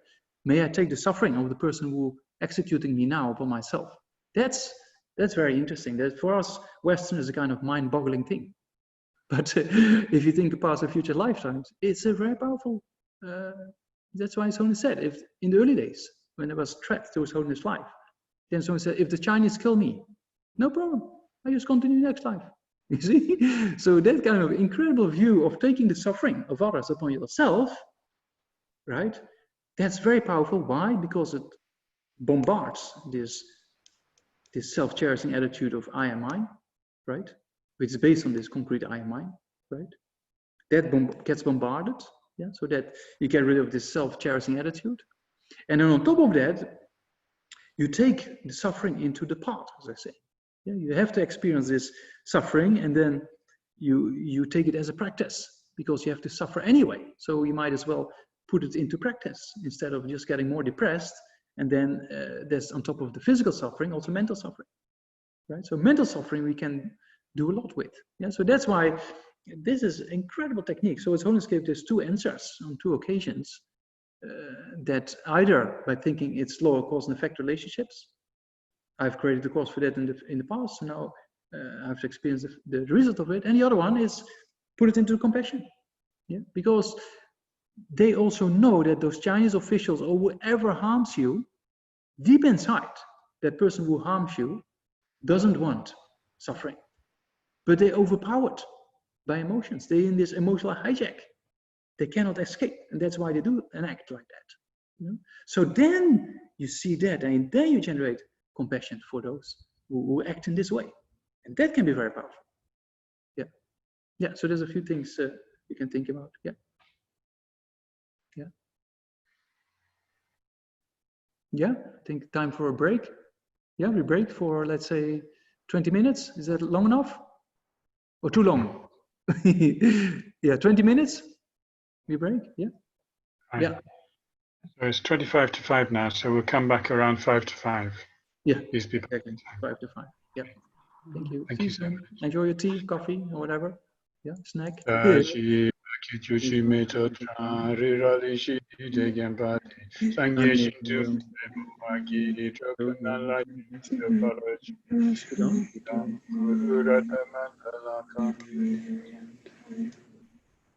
Yeah, stretch your legs. Yeah, your own room is so comfy, no, on Zoom. Yeah, enjoy the break. I guess we'll leave the Zoom on, won't we, Andy, so that people can just turn off their sound and their camera if they wish, but the Zoom will keep running. Yeah, sure.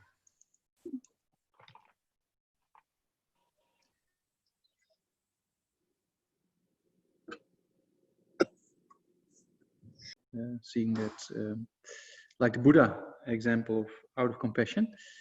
That's why the Buddha taught, and also out of compassion, that's why we should listen to these points, right? So not only to eliminate the suffering for oneself, but to eliminate the suffering for all sentient beings. As we know now, learn the methods to do that. Yeah, so make sure that's the right motivation. Yeah, so yeah, we talked about quite a few things, and then in this last hour or so we have, I was planning to talk about how do we generate a kind of valid cognition or valid perception.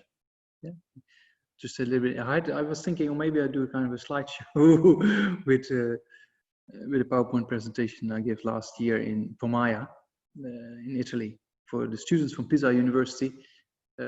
We had a kind of conference, and I had to talk about how is valid cognition being generated. But yeah, the slides maybe for this context is maybe too kind of formal kind of way of yeah. So for this kind of talks, I feel more comfortable just talking to you like I'm doing now. Yeah. So for university setting or conference, then I use slides like PowerPoint.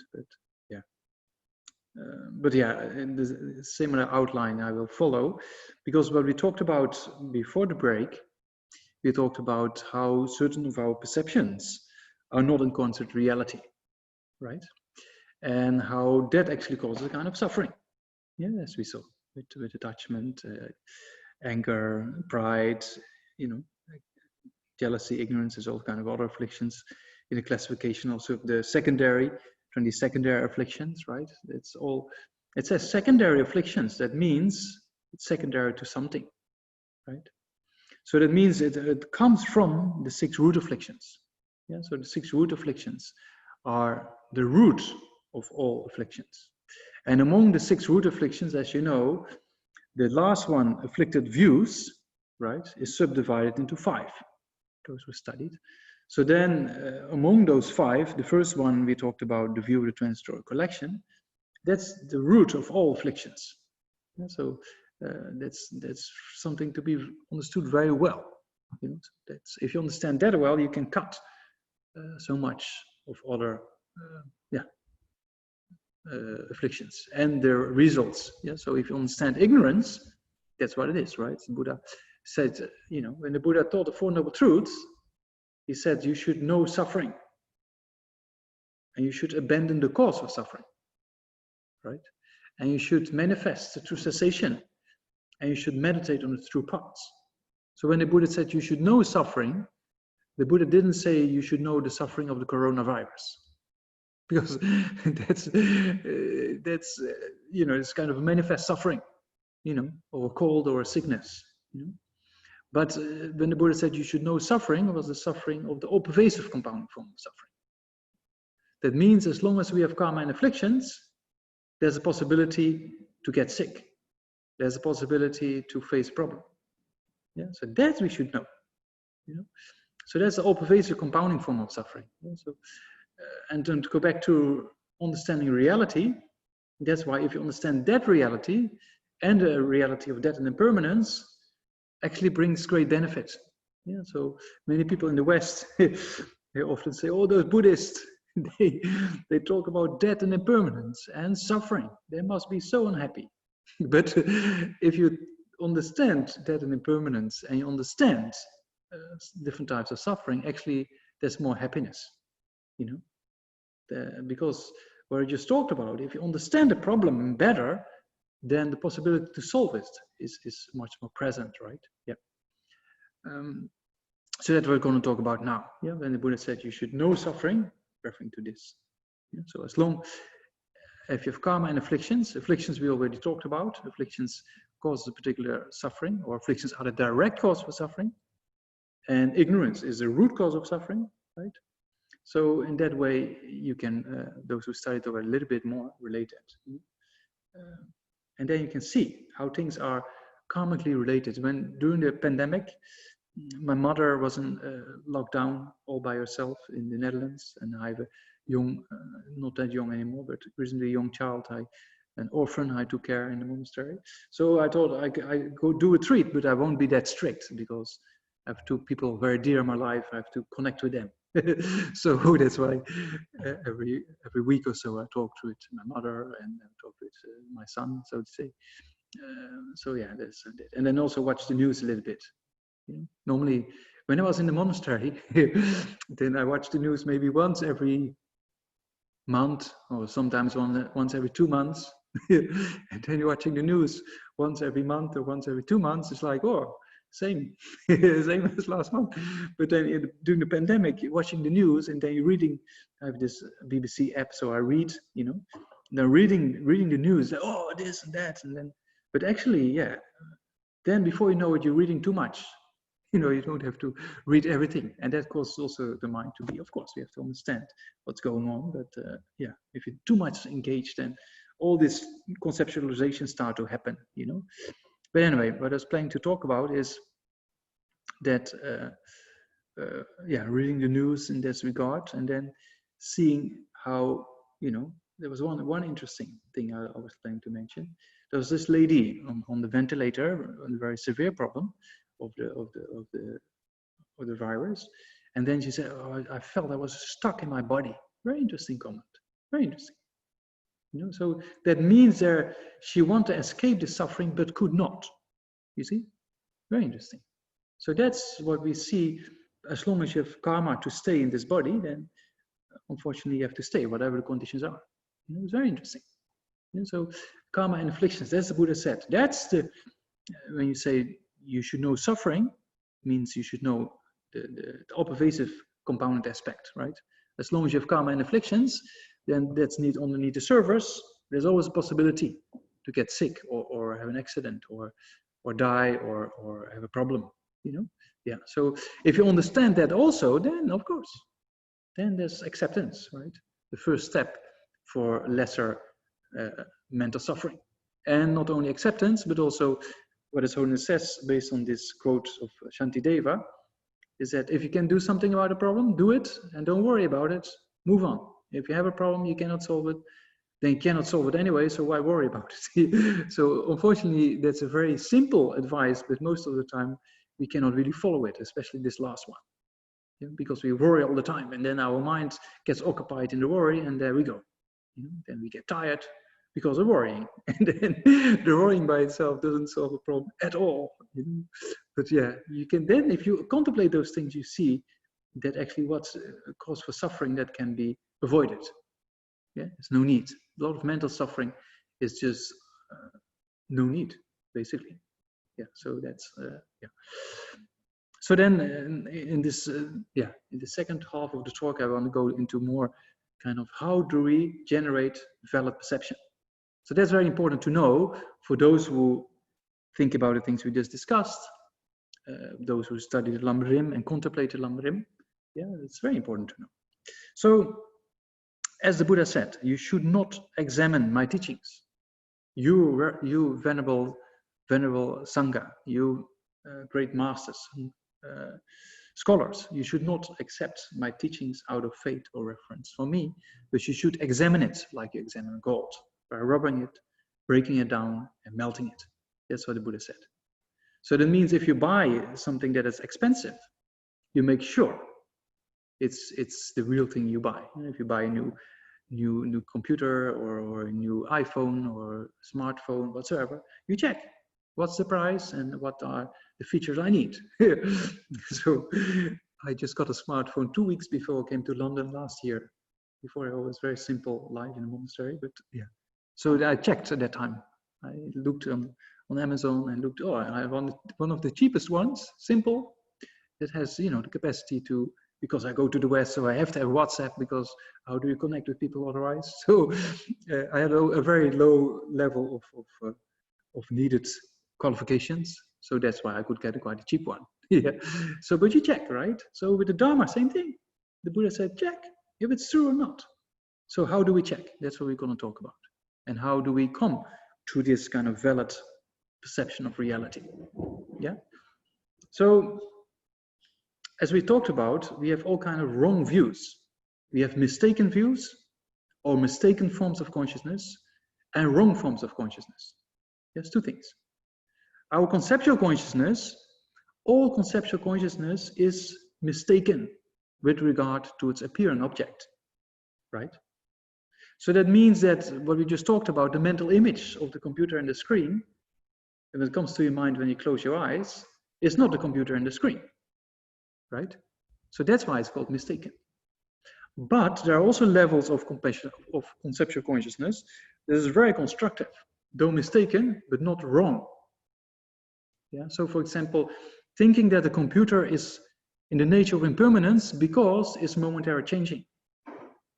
That is a kind of syllogism, right? The subject, the computer, is in the nature of impermanence because it is momentary changing, right? So based on that reasoning, a valid cognition arises of inference that the computer is impermanent because it's momentary changing. That's a correct form of consciousness, right? But it's called mistaken with regards to the appearing object.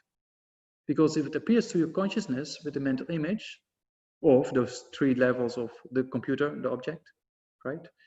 The impermanent aspect, as well as the momentary changing aspect. Yeah. So those mental images are not the reality, but we believe it's reality. So that's why it's mistaken.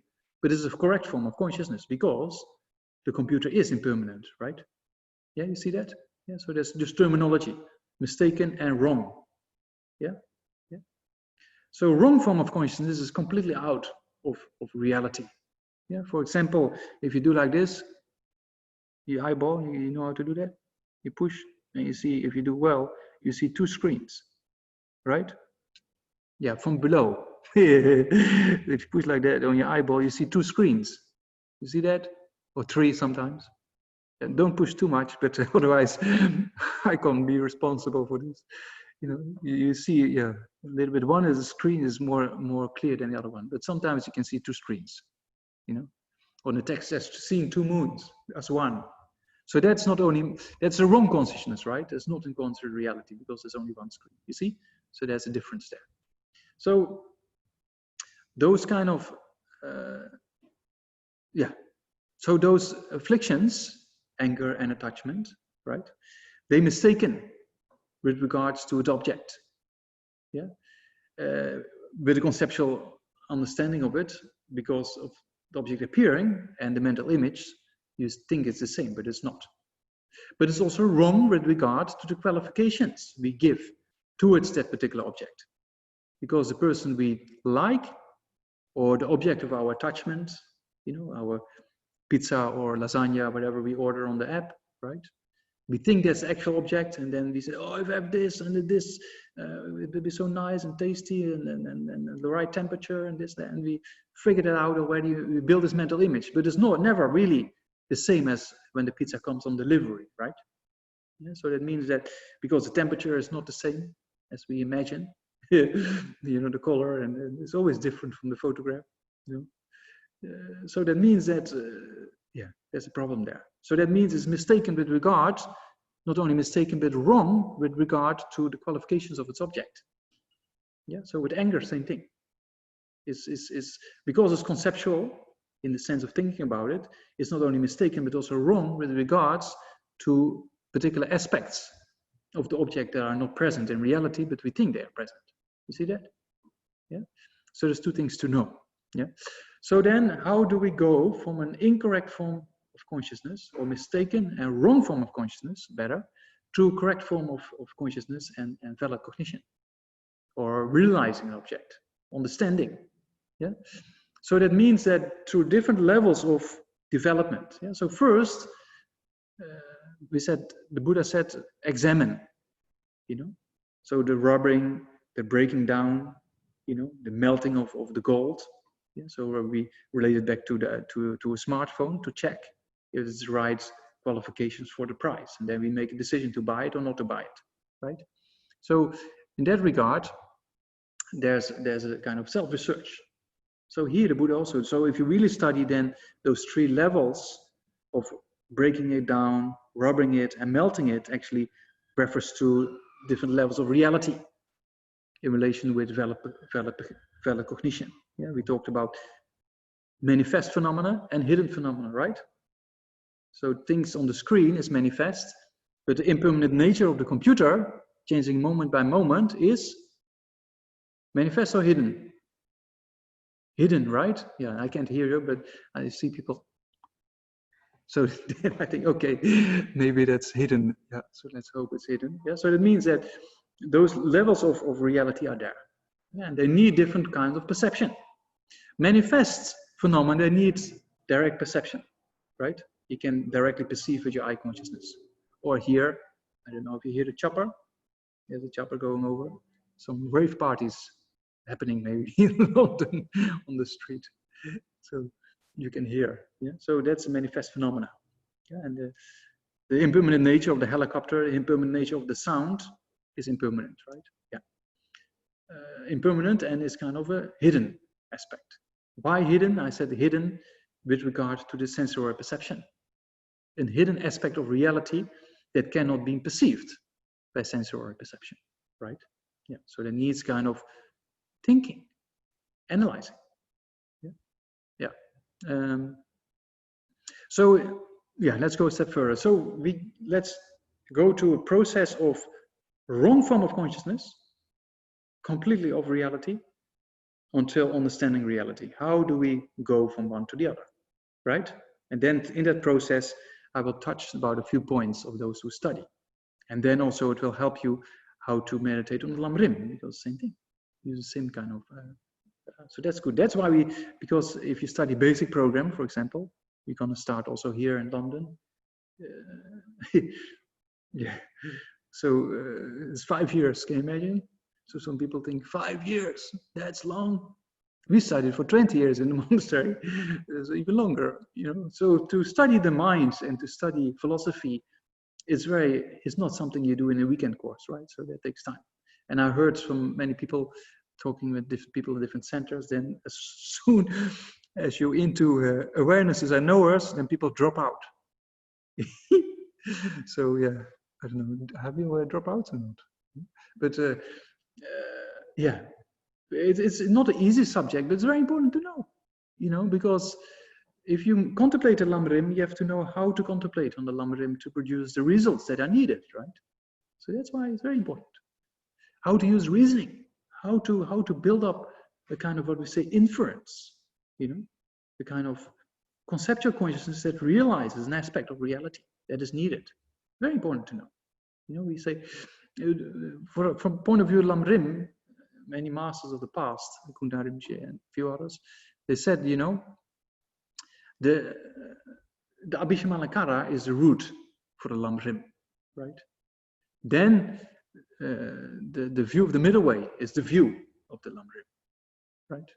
Then the Abhidharma, which talks about awareness and knowers and consciousness, is basically talking about how to change the mind, right? So that means the Abhidharma, as well as understanding the stages of the path to enlightenment, then it says in the Abhishamalankara, you have to understand the realizations. In order to understand realizations, you have to understand the mind and its possibility to realize. So you have to understand awareness and knowers. You know, it's very interesting.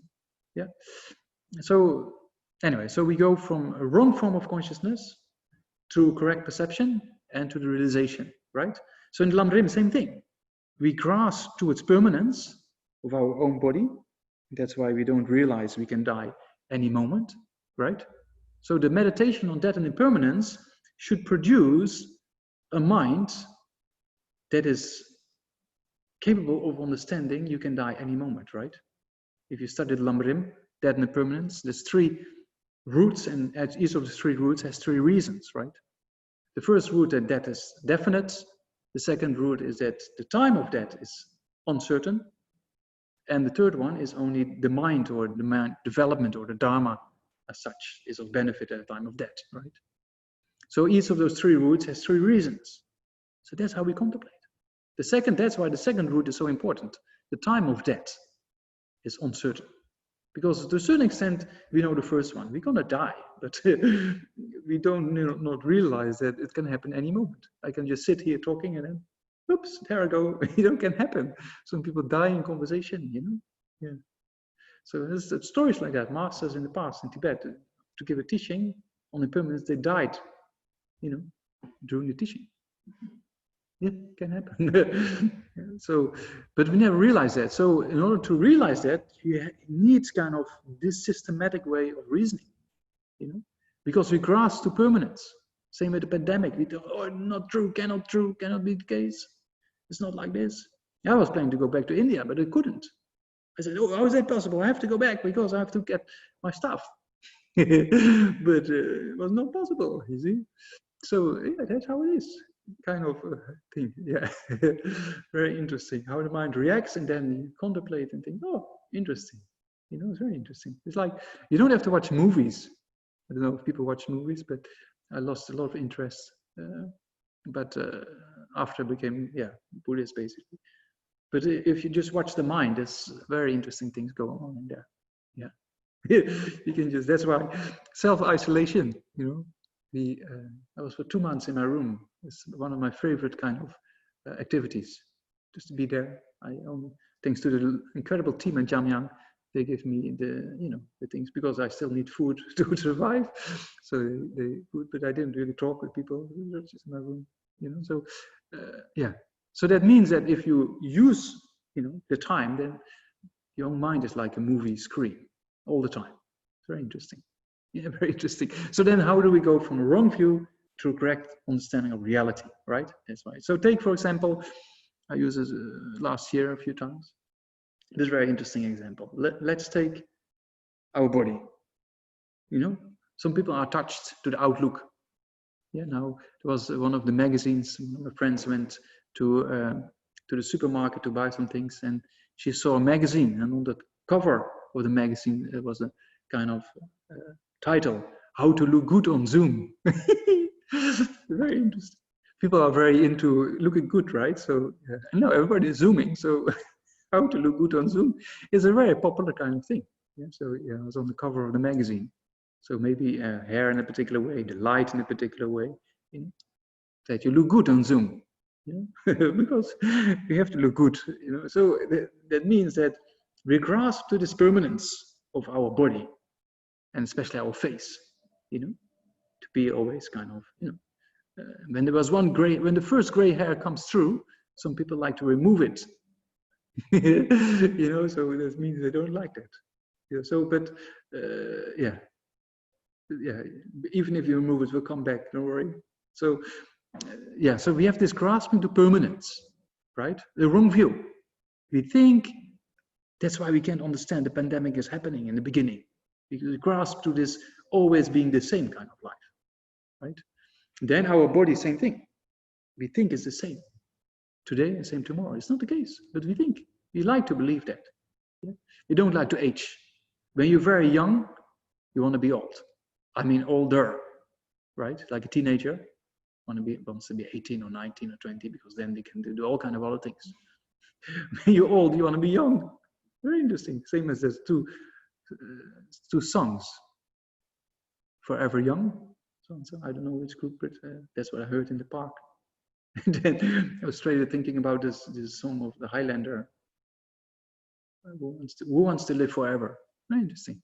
Completely opposite to each other, those two songs. Yeah. So so then think that you don't want to change, right? You want to look good, so to say. So then the cosmetic industry, they're very clever and they help us to believe that even more. So they produce all kind of shampoos or creams or pills you can pop, and then it stops decay. You cannot stop decay, but people believe that because they grasp to permanence. So that's a wrong view, you see? Yeah, that's a wrong view of reality. So we have to break that wrong view. How do you break a wrong view? By doubting things. That's why doubt is so incredibly important. Yeah, so those who study the 6 root afflictions among the mental factors, for example, there's doubt is an afflictive doubt. It's not the doubt that is constructive. Yeah, so doubt can also be very constructive. Same conceptual consciousnesses, certain consciousness of conceptual consciousness, like grasping to permanence, for example, is a kind of afflictive conceptual consciousness, right? But the mind realizing the impermanent nature of the computer, that conceptual consciousness is a valid cognition of inference, right? Yeah, so there's 2 sides. So doubt also, you have afflicted doubt and you have positive states of doubt.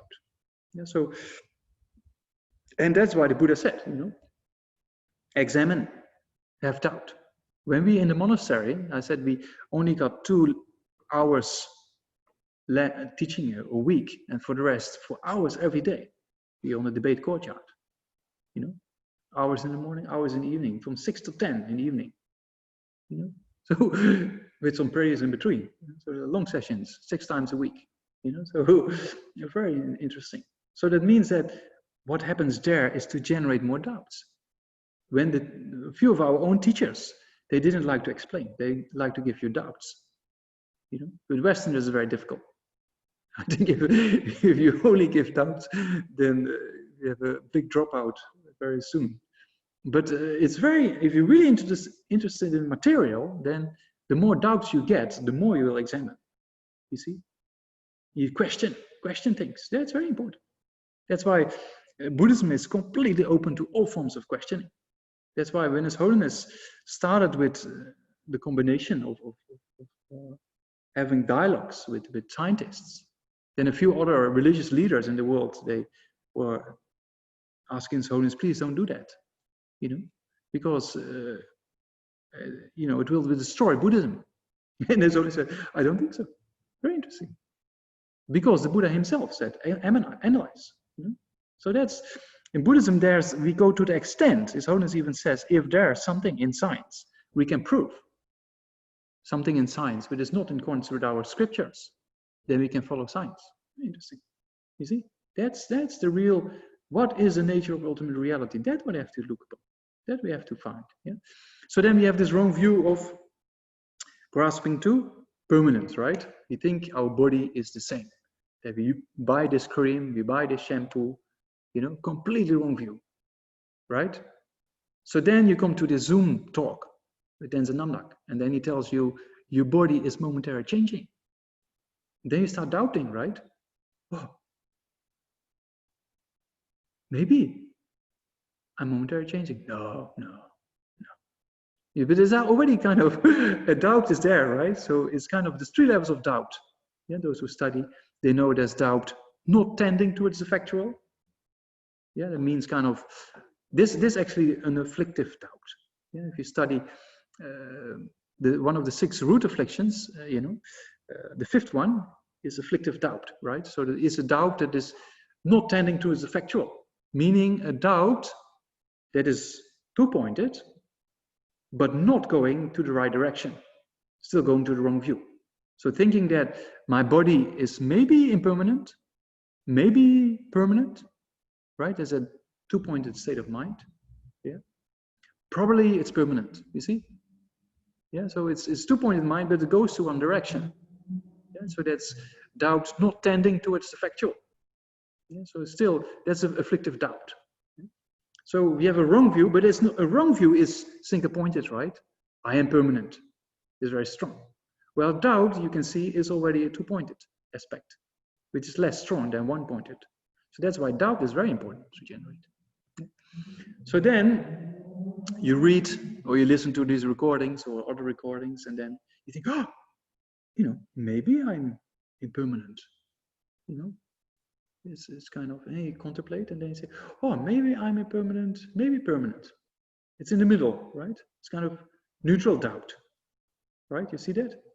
Yeah. So the extreme of the wrong view is gone. The extreme of the doubt not tending towards the factual is gone, and there's now is kind of a contemplation. Maybe this, maybe that. You know. So same with the Lamrim. When you do meditation, same thing. Death and impermanence. The first thing we think we're not dying, then we think, oh, maybe I can die any moment. Maybe not. You know, that's our mind works in the same way. So the more reasoning we do in our analytical meditation, that's why you see analytical meditation so incredibly important to move the mind in a particular direction, right? So then you first doubt, and they have this doubt not tending to the factual, then the neutral doubt comes, right? So then you think about more. You look in the mirror, and you look at a photograph when you're 16, and you listen to another talk, and you say, oh, maybe I'm momentarily changing. Maybe I'm not permanent. Maybe I'm permanent. Maybe I'm impermanent. Probably impermanent, you see? So now the doubt, which is still 2-pointed, goes to the direction of reality, understanding reality, right? So that's doubt tending towards the factual. Yeah, you see that? Yeah. So that means your single-pointed wrong view is out of the window. It's out of the, it's gone. So, but now you have this doubt, but it's not completely convinced. You can still fall back. You watch another kind of commercial and say, no, I use this cream and I'll be fine. So you can still fall back because it's not very, it's still two-pointed, right? So that's doubt is initially a good point, but you should not be satisfied. Never be satisfied with whatever insight you have. That's why His Holiness Dalai Lama still reads on a daily basis texts. In the debate, we debate for hours and hours, day and night sometimes in the middle of the night, debating. And there's no real answer that completely gives satisfaction. And that's a very good sign, because you go deeper and deeper and deeper and deeper and deeper, and that helps you to be more convinced. So that's here the same thing. So when you do your Lamrim meditation, you get some feeling of the Lamrim, okay, fine. And you leave it with that, then it's going to change. As soon as you get up from your meditation cushion, it's gone. Right? That's a sign it's not a stable insight. The stable insight only comes by the power of reasoning. So we get insights or knowledge by the power of hearing. So I tell you something and you say, oh yeah, maybe that's true. That's not very stable. So then you have to sit down and contemplate.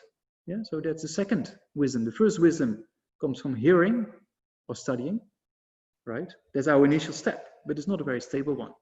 They can still fall back and forth. So that needs contemplation. The second wisdom that comes from contemplation, analyzing or discussing things.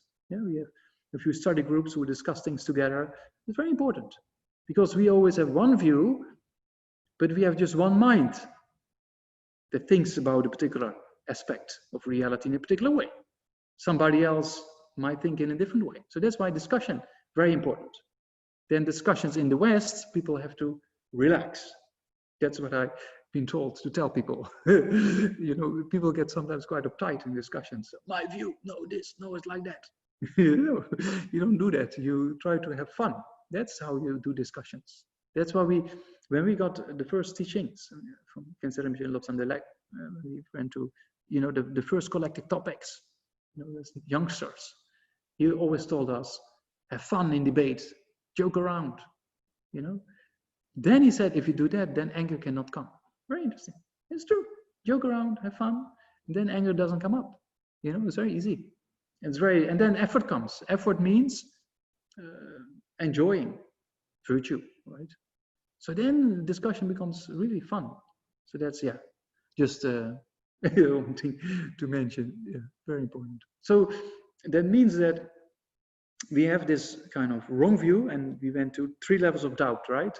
Analyzing again and again. So that is the contemplation. So, and then that's the second wisdom, as we talked about, the wisdom that comes from contemplation, right? Then we have to stabilize that, put imprints in the mind, and that comes from the wisdom from meditation. There's 3 wisdoms, right? Wisdom from hearing and studying, that's 1. Wisdom from contemplation, discussing things, analyzing things, is 2. And our analytical meditation, right? And the wisdom that comes from meditation. When you come to a conclusion in your analytical meditation, on the Lamrim, for example, what you do, if you come to that conclusion, you don't stop your meditation. You focus on that conclusion single-pointedly without analyzing. Initially, there's a process of analyzing, right? This is the contemplation. Then you come to the conclusion on insight. It's true. I can, that can happen any moment. That insight, you focus on. Concentrate single-pointedly, right? Because that's an aspect of reality you have to habituate your mind towards too. I said if you understand reality well, there's less suffering. So that's how we do with Lamrim as well. So that means that from a wrong view, we go to the 3 levels of doubt, right? I am permanent or impermanent, or maybe permanent, the first one, right? Doubt not tending towards the factual, not stable, can still fall back to the wrong view. Then the next level of the doubt is, or maybe I'm permanent, maybe impermanent, right? It's less strong, but still not stable. Then you go to the next level of doubt. I am permanent, or maybe I'm permanent, maybe impermanent. Probably I'm impermanent, You can still fall back. It's not very stable yet, but it goes to the right direction. You see that? So you need more it needs more as a kind of analytical approach. Yeah. So then you analyze more, and then you come to the next level, what we call a correct assumption. There's many different assumptions. Those who study awareness and knowers, right? Assumptions about power, reasons, no reasons. Anyway, there's all kind of groups. We keep it simple today. So we think that correct assumption by the power of reasoning. That's what we talk about here. Right? So correct assumption is not a realization yet, right? But is single pointed to its reality. Yeah, we saw doubt is two pointed, either this or that. Well, correct assumption, if you do it with that and with impermanence, then when there's correct assumption, you don't doubt anymore. You say, I'm in the nature of impermanence because I'm momentarily changing, right? It's not been realized yet. Yeah, that's why it's called the definition of correct assumption. One aspect of the definition is incontrovertible, right? Not incontrovertible. Yeah, so, because I always mix up the. How do we translate that? Incontrovertible is valid cognition, new and incontrovertible, right? Those who study, yeah. So a correct assumption is not incontrovertible yet, right? It's going towards two. Yeah, so that's why one of the aspects of the definition is also says. So that means that it can still fall back, though it's single pointed towards reality. Yeah. So Lua Ripa, we say in Tibetan. Yeah. So, controvertible, knower, so to say. So it means that it can still fall back. Yeah. So the cosmetic industry, they put in a few commercials, and you can still fall back again to doubt. You see, you have this kind of, oh, I'm momentarily changing, or my face is momentarily changing. Then you watch another commercial and don't think about it too much. Then you can still fall back. Oh, maybe I am permanent, maybe impermanent. Yeah, you see. So that's why it's called a controvertible. Yeah, it's kind of, it can still fall back to the wrong view. Yeah? So then you use more and more reasoning in this kind of sequence of my face is impermanent because it's momentarily changing, right? So whatever is momentarily changing is necessarily impermanent, and my face proves to be momentarily changing. Yeah, so that proves there's kind of whole lot of things to be said about in epistemology, yeah, the way of proving things, the way of using reasoning, because to understand inference, to understand the mind that realizes a hidden phenomena, right? That's what we're talking about, right? Our body, our face is impermanent in the sense of momentary changing. Nature is a hidden phenomena, right? If you look in the mirror, you don't see that the face is momentary changing. So that we can only analyze with reasoning, and it comes to what we call inference. So inference is this kind of incontrovertible knower. You cannot fall back anymore. You see? Well, a correct assumption is a controvertible one. You can still fall back. You know? So as soon as you have realized that your face is impermanent, right? You will never believe the cosmetic industry anymore. Full stop. That's just an example. Yeah. So in a similar way, if you contemplate emptiness or these things of the lambrim, then if you produce this kind of realization, then falling back will be very difficult. You know? So that's why, if you understand, that's why Sona says, if you understand emptiness, you see liberation is possible from the point of view of the Buddhist path. Why? Because you understand ignorance, and you see that ignorance is a root cause for suffering to arise. Yeah?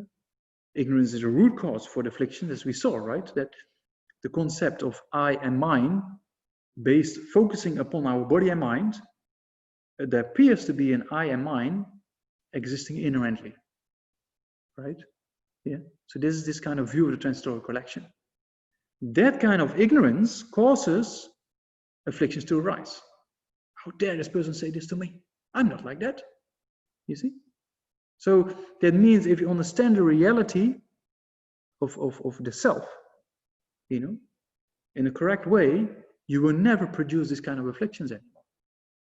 So that's why someone says, if you think about emptiness a few times, and then he only mentioned about 16, I think. Then it looks like afflictions don't appear or arise. Very interesting. Because those afflictions, they use these building blocks of concrete aspects of reality that actually is not really reality. Yeah. So the funny thing is, it's not very funny, but because the cause of all our problems, you know, is an appearance of something that actually doesn't exist. Very interesting. But it's not only true about these subtle levels of Buddhist philosophy, but the same true in things of anxiety, fear, same thing. You know, that people believe in reality, but actually it's not reality, and that causes a problem. Yeah, so actually, something that does not exist causes a problem. You see, because we believe it exists. Yeah. So then go back to how we come from this wrong view to the correct view of reality. The same example, no, you can use in the train. I always like the example. If you're moving, actually the other train is moving, but you think you're moving because your eye consciousness perceives the movement through the window, right? So by eye consciousness perceiving the movement, you see, then straight away your conceptual conscious thinks, oh, we're moving. Then you look at the platform and then you think, no, it's the other train that's moving, right? So you have seen the platform. By seeing the platform, you generate this correct view of consciousness, and you realize that it's the other train that's moving and not us, because the platform is there. Same thing. You see? So that means at that time, you have this incontrovertible knower that it's not your train that is moving. You see that? Then the friend next to you says, half dizzy, waking up, oh, we're moving, right? You don't believe that anymore because you saw reality. You see that? So that means if you see reality as it is, you don't believe in wrong views anymore. Though things sometimes appear, but you don't believe it to be reality. You see that? So that's actually how you come from by using reasoning, same thing. Because the platform is there, that proves that if the platform is there, that our train is stopping position, is not in the moving position, right? So that reasoning proves that it's the other train that's moving because of the movement being perceived by the eye consciousness. You see that? And if after that realization has been generated, you don't fall back in. Yeah. So with the Lamarin, same thing. If you contemplate about, you know, emptiness and impermanence may be difficult, but precious human rebirth, same thing. Why do we have this precious human rebirth? You contemplate all the 18 freedoms and endowments, right? In the beginning, we don't realize that we're very fortunate. We still don't really realize, I think, because to be honest, what we're discussing now with reality is impossible. Basically, the impossible became possible. If you really analyze the precious human rebirth,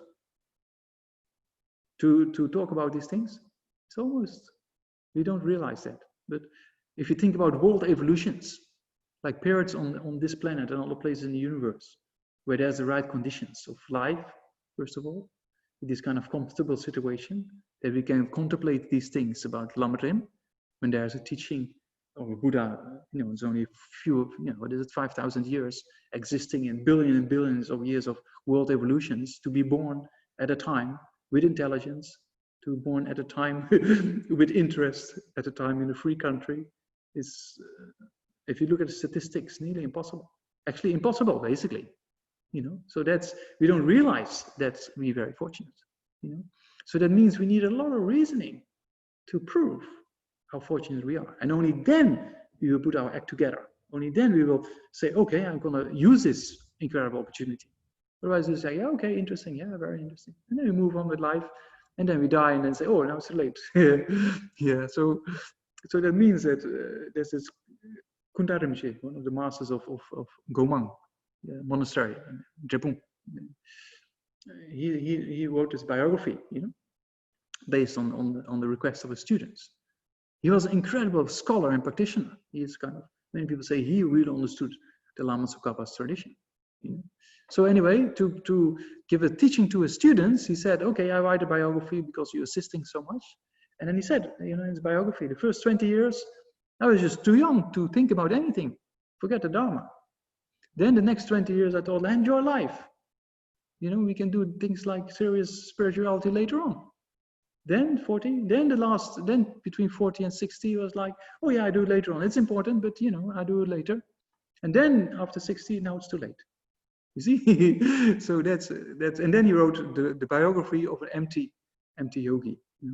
So no, there's no kind of, but actually he was a great practitioner, but he put an example, so if you don't really realize that impermanence and the pressure of rebirth, then we will never engage in these kind of contemplations, right? Yeah. So that's why you can see that we sometimes don't really realize how fortunate we are. Yeah. So that's why we contemplate in the Lamrim. That's why the first, subject of the Lamrim is to see that the pressure of rebirth is incredibly precious and so difficult to find that it's from the point of view of reasons, from the point of view of number. And the impossible became possible, basically, and then you see the difficulty and the importance, because of the great meanings, right? The meaning for achieving liberation, enlightenment, and even get another pressure and rebirth in the future. And every moment, right? That every moment there's a possibility of generating cause for enlightenment. So that's for us, and we don't really realize that because we haven't contemplated it well enough. And same true for death and impermanence and all the other aspects of the Lamrim. So that's why this analytical meditation is so essential, to move onwards. And just reading Lamrim by itself is very good, but then read it in a way that you contemplate. Don't read it like a novel, like, oh, interesting, yes, yes. Because if you say, oh, interesting, yes, yes, then it's not a very stable one, because then you read something else and then you also say, oh yeah, interesting, yes, yes. And then, you move out of the Lamrim. So that's happens sometimes. People don't really contemplate these points well enough, and then they say after a few years, oh yeah, that's it, or they say, well, the mind is not changing anyway, which it is changing, but for the mind to change, it takes time. It's like learning a language. If you learn a language, then yourself, you don't see you progressing because it goes very slow, right? But if you learn a language and after a few months, you see another person and you're talking that particular language you're learning, then the person, oh, wow, you improved so much, you see? But it goes so slow that we don't realize it. Yeah, and another thing is our mind. I have a lot of experience with that, actually, that our mind sometimes, goes in a particular direction and then afflictions come up stronger than before. And then why is that possible? How is that happening? But that's actually a sign that since beginner's lifetime, we have these habituations, right? So that needs a lot of effort on analytical approach. Yeah, our afflictions do the same thing. I don't like this person because of this. I like to order this thing because if I have this, that will be amazing. Because of this. Same thing. Afflictions, they use this mind of analytical approach to let us believe a certain aspect of reality. And that's why the commercial industry, they're very clever to play with that kind of aspects of our mind. We believe that, and especially if you see the advertisements, a lot of the advertisements relates with you're amazing, you can do it, you can buy this, because they take us this. They don't really realize the way they're doing it, but actually it's how it is, because the eye comes up, right? Based on the eye, you see that product is amazing, attachment builds up, and attachment causes more qualities to see from the object than it actually has, and then you buy it, and then you got it, and then you don't get the real expectations are met, and there's no satisfaction. That's how it is. Yeah. World trips, same thing. A few friends who work for 1 year after finishing uni, get some money, and go for a world trip to different countries. Exciting, right? That's what you do when you're young. You want to have excitement. You want to go see places. So what happens? The person go from one country to another country. So actually, the reason why they travel, because they're one place, they get bored, so they go to another place, and they got more distraction, so don't have to deal with the mind and go to another place, and there's no never-ending story. So a few of my friends did it quite a bit, and then they realized that wherever you go, the mind is with you. There's no escape of the mind. Yeah, so that's why Shantideva says, if the whole world is filled with thorns, you can do two things. Cover the whole world in leather, which is impossible, or cover your own feet, right? So that means if you train your mind, then it doesn't matter wherever you go, you know. But if you don't train your mind, then even if you avoid an annoying person, then you go to another place, then another one will pop up, no problem. So you will meet another person who annoys you, right? So there's no escape from people you dislike. They will always come, or problems. That's why when we study the Lamrim, and we have the sufferings of the physical suffering of birth, sickness, aging, death, you know, and then meeting situations you don't like to meet, and always meeting, never meeting things you like to meet, and never finding what you're looking for, you know, those kind of mental sufferings. But if you understand this well and you practice, then there's less mental suffering, you know, so you can deal with these things much better by understanding these aspects. Same with His Holiness. If you see His Holiness facing so many problems of losing the country, different things in the government, you know, not according to his own wishes. Well, His Holiness has, you know, the power to know, have an all-knowing mind, you know, but then still doesn't really get completely disturbed by it. Very interesting, you know. So that's why, from a scientific point of view, that this kind of you know, mind training works. You know, if you see Paul Ekman talking about His Holiness, it's very inspiring, because Paul Ekman is a world-leading expert in facial expressions. You know, he pinpointed down 10,000 muscular differences in the face, and people express in the face what people are thinking or emotions, right? Very interesting. Now his daughter Eve Ekman, and now they're working on emotional mapping. Very interesting program, project. You know, so before he met His Holiness, he have seen people all over the world, in rainforests, in New Guinea, people in New York, everywhere on the planet. He examined how people express their emotional life. Very interesting. Then he saw His Holiness, and he said, "I never seen a face like that before." It's a very interesting comment. So that means that if you talk about His Holiness about Tibet, so the sadness is there, but straight away there's a laughter. There's no grasping towards these kind of difficulties in life. Very interesting. There's sadness, but no grasping towards that. Very interesting. Yeah, so that means that if our mind understands reality in a relaxed manner, then there's less mental suffering. That's why actually what we're talking about. Yeah. So, and then we have to analyze things. You know. So first, one important aspect is to have a relaxed mind. Yeah. So that's why meditation is not that easy. You know, to really do advanced levels of Lamrim.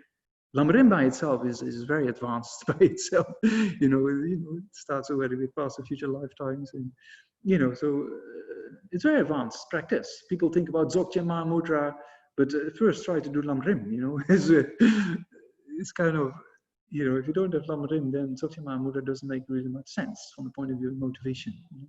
So yeah, so that's why Lamrim by itself is already very advanced. You know, to understand this kind of contemplations. Yeah, so what I was planning to say, yeah, so this reasoning that's so incredibly important to prove the different aspects of reality, right? And even just having mere doubt is a very interesting process. Yeah, even Aryadeva said that if you doubt emptiness, if the self exists or not, then Aryadeva said you have a lot of merit, because most people, they don't even think about it or cannot think about it. Yeah, so mostly when I talk about emptiness, then people fall asleep, people walk away, or you're getting distracted by something somewhere. So there's a sign that you can see, you know, intelligence by itself is not enough. But if you don't have the merit to contemplate emptiness, then these things happen sometimes. Yeah, so, but Aryadeva said, if even doubting if the self exists or not, you need a lot of merit, you know. And then the doubt tending towards the factual, as we just talked about, that, Aryadeva says, shakes samsara. You know? So even if you don't have a real understanding of emptiness, but to a certain extent you think, okay, maybe the self exists, maybe not, probably not the way it appears. Just that mere doubt is the starting point of getting an end to suffering samsara. Very inspiring. Yeah. And that needs reasoning, you know, because the afflictions, they build on these reasonings, and we need the reasoning. So what I said before we engage in analytical meditation of the Lamrim in the stages of the path to enlightenment, right? We do it very gradually and take time for each section. Then it's important to have a relaxed mind, yeah, because Lamrim is very advanced. Yeah, so you have to have a relaxed mind, very important.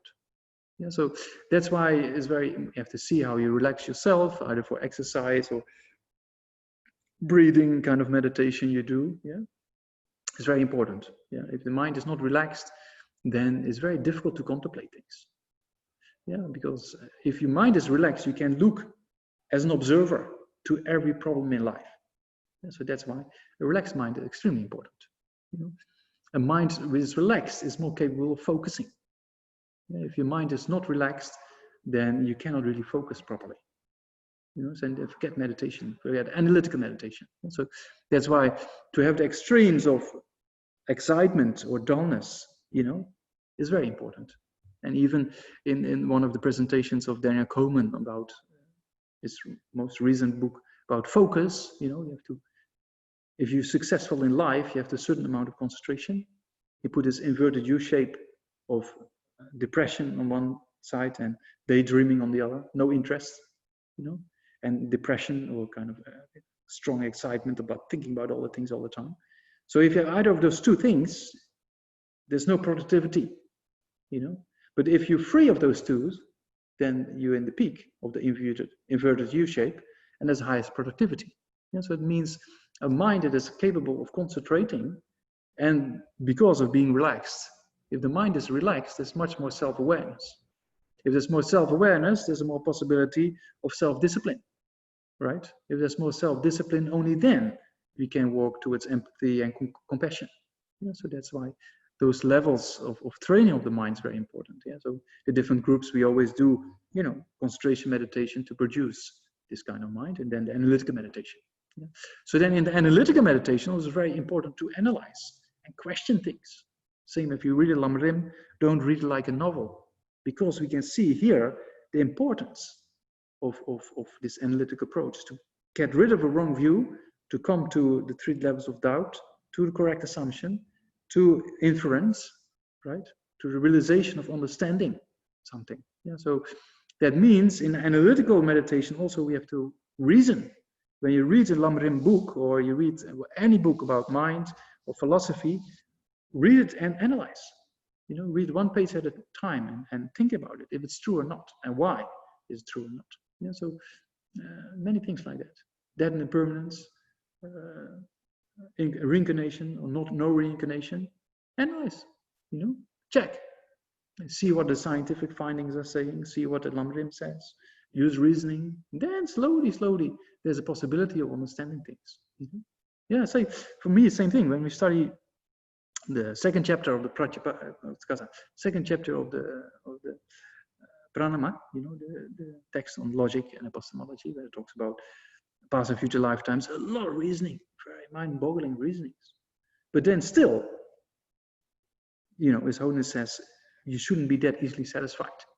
You should examine and look at scientific findings about mind-brain problem.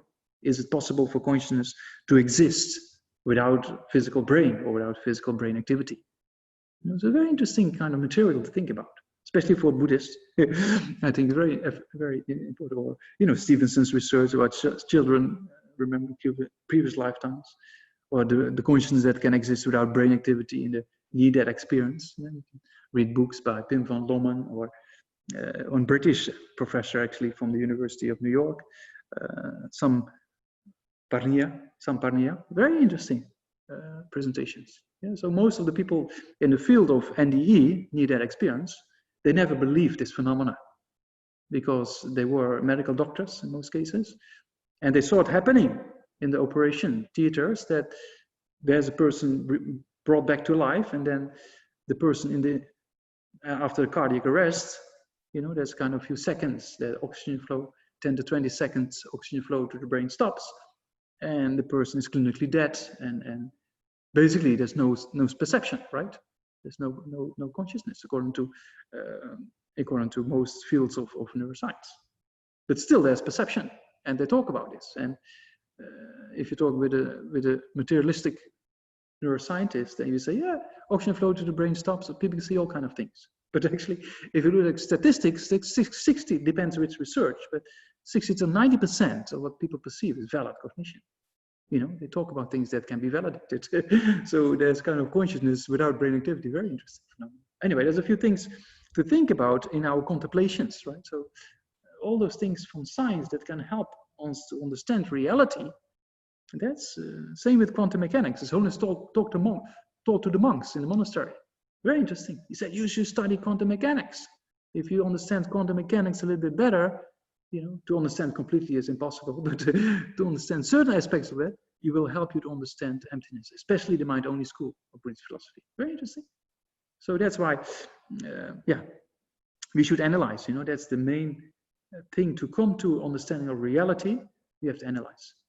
Yeah, so that's basically the essence of today, because this morning, so not this morning, before the break, we talked about how things appear to the mind, right? And how things appear were not always reality, and we related that back with afflictions of attachment and anger, how that's built about these mental images that the mind believes that's reality, but actually it's not. And then we saw that these afflictions come about by a very strong appearance of I am mine, which is the view of the transitory collection, right? And to break that view of the transitory collection, you have to use reasoning. You know, you have to see that how the I or mine appears inherently actually doesn't exist the way it appears. Yeah, so that means you have to reason with those three levels of interdependence we just talked about before the break, that the body and mind is momentarily changing. So there's no place within the body and mind for something to exist from its own side because of the nature of causes and conditions.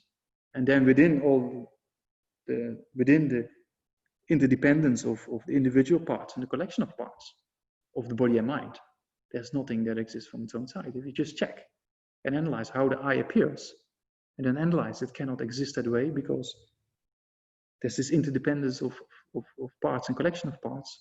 And in that interdependence, no place for something exists from its own side. Yeah, then you have just a mere imputation. I, Tenzin Namdak, is just merely imputed. You know, so there's the three levels of interdependence we talked about in order to prove that nothing exists that concrete from its own side, using reasoning. Yeah, and then initially there's this kind of the wrong view. Oh, I think I'm existing inherently. Then we analyze. Then we have the three levels of doubt, right? So we discussed with impermanence, yeah? And then we come to the correct assumption. And then one day we get the inference, we get the realization. That's how His Holiness also recently talks about it, also in this movie, and in a few other things, also in the introduction of Lama Tsongkhapa's biography, written by Thupten Jinpa, for example. Then one book of The Art of Forgiveness, His Holiness talks about this realization, or I mean, His Holiness has realized emptiness, but yeah, he doesn't express it in that way. He says that he had this insight and checked with linked image. Very moving. So that's possible by the power of reasoning. But even though you have realized it, then still you have to habituate yourself with meditation. Yeah, so that's why we have these three levels, right? The level of hearing, or the wisdom that comes from hearing, then that comes from contemplation, and then that comes from meditation. Yeah, because those who know the Heart Sutra, they know it says it is as follows: Tayata, right? Gata, gata, paragata, parasamgata, bodhi soha. So that means on the first gate, you realize emptiness. Yeah. On the second gate, the realization of emptiness becomes much more superior from the point of view of a meditation of the non-duality of karma binding, special insight focused upon emptiness. Yeah. Then it's still conceptual realization, right? As we saw, the difference between conceptual realization and direct perception. Yeah. That is still the reason is still done by the power of mental images. Yeah, the second gate. Then the duality between mind and object starts to disappear, and then on the paragate, then it's a direct perception of emptiness. So you see emptiness as you see you on the other side of the screen with your eyes, that clear. Then that's still not enough, because then you realize that, but then you have to go to the part of meditation. Yeah, parasamgate. right? And then you remove all the stains, all the dirt of our mind. Why do you remove all the dirt of our mind? Because all the dirt of the mind is created by this ignorance. And now you see reality, so you eliminate this ignorance, right? So, paragate. Then when you completely purified all negative thoughts, all incorrect forms of consciousness, or wrong forms of consciousness, right? Completely understood reality directly, and you remove all these things, then bodhisattva, then you become a Buddha for the benefit of sentient beings. Yeah, that's a nice end, I was thinking. Happy ending. People like happy endings. Yeah. So we stop there. If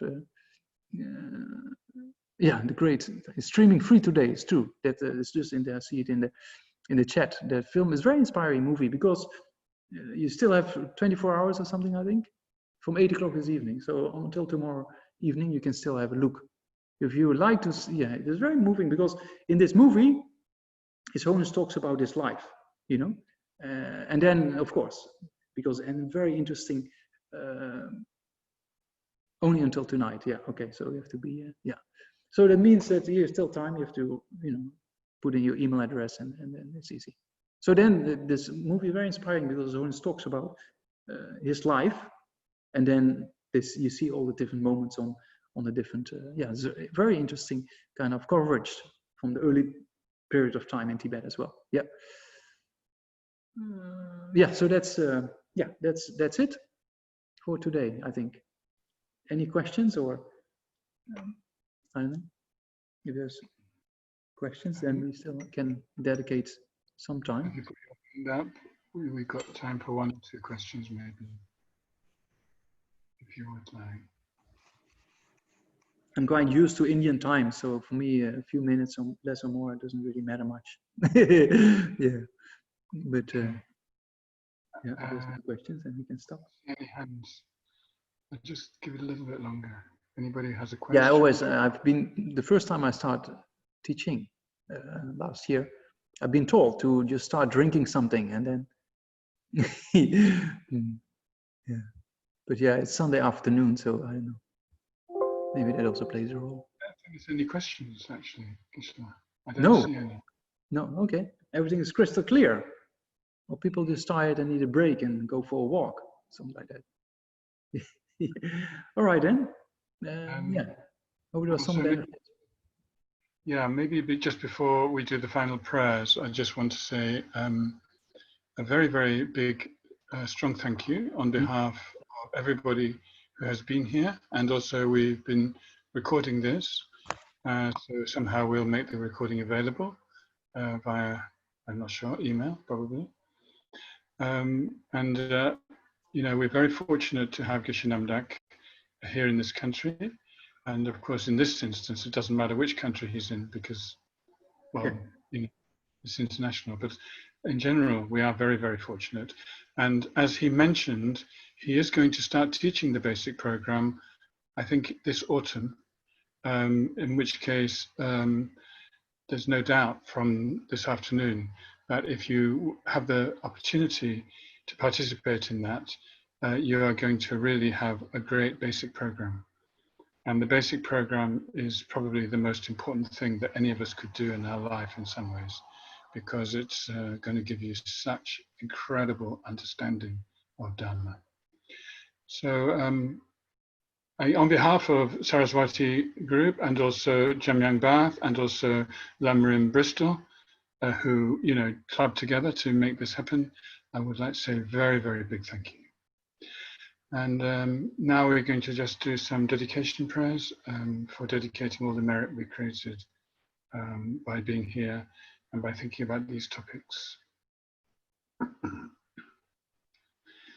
Gewa di yin yu judai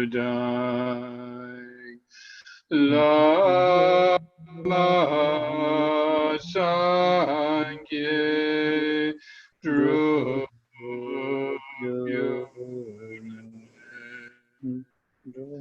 Drowa chi kyang ma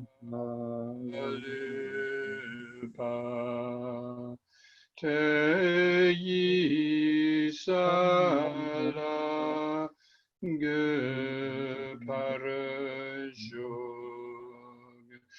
jan chup sem togren boshe ma ye panangye gyurchi ye nyamba me bayam go Gondu Pelwarashog Gangri Rawe Gorwe Shinkamde Pendan Dewa Mali Junwene Chenre Siwan Tenzin Gyatsoye Shabes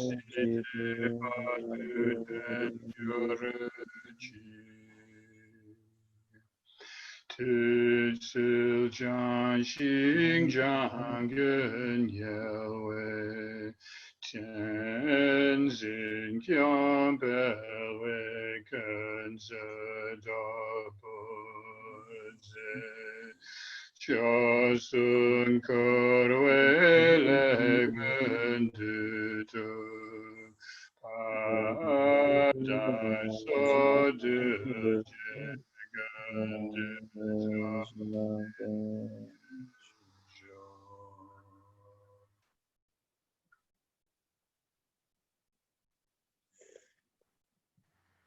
Right, thank you very much, Andy, and all the people on the other side, and especially the three, two start groups and Lamrim Center in Bristol.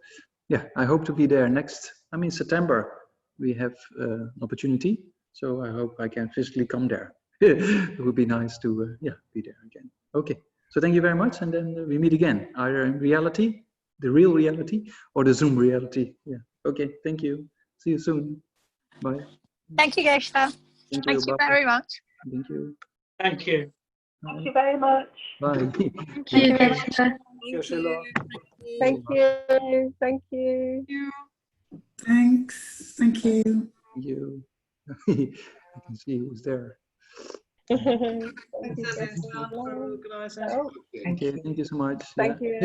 Thank you very much. I look if people don't know I'm looking at them. Okay,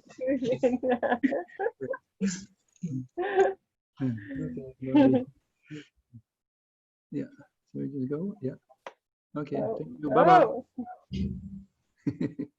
Yeah. Oh, Neil gone. Did Neil go? Okay, bye. I'm going.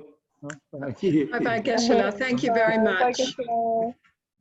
Thanks, Andy and Sean. Thanks, everybody. Take Thanks, care. everyone. Thanks, Thank Thank you. you. Thank you very much. I'm going to Thank close the whole you. Did Neil go? Neil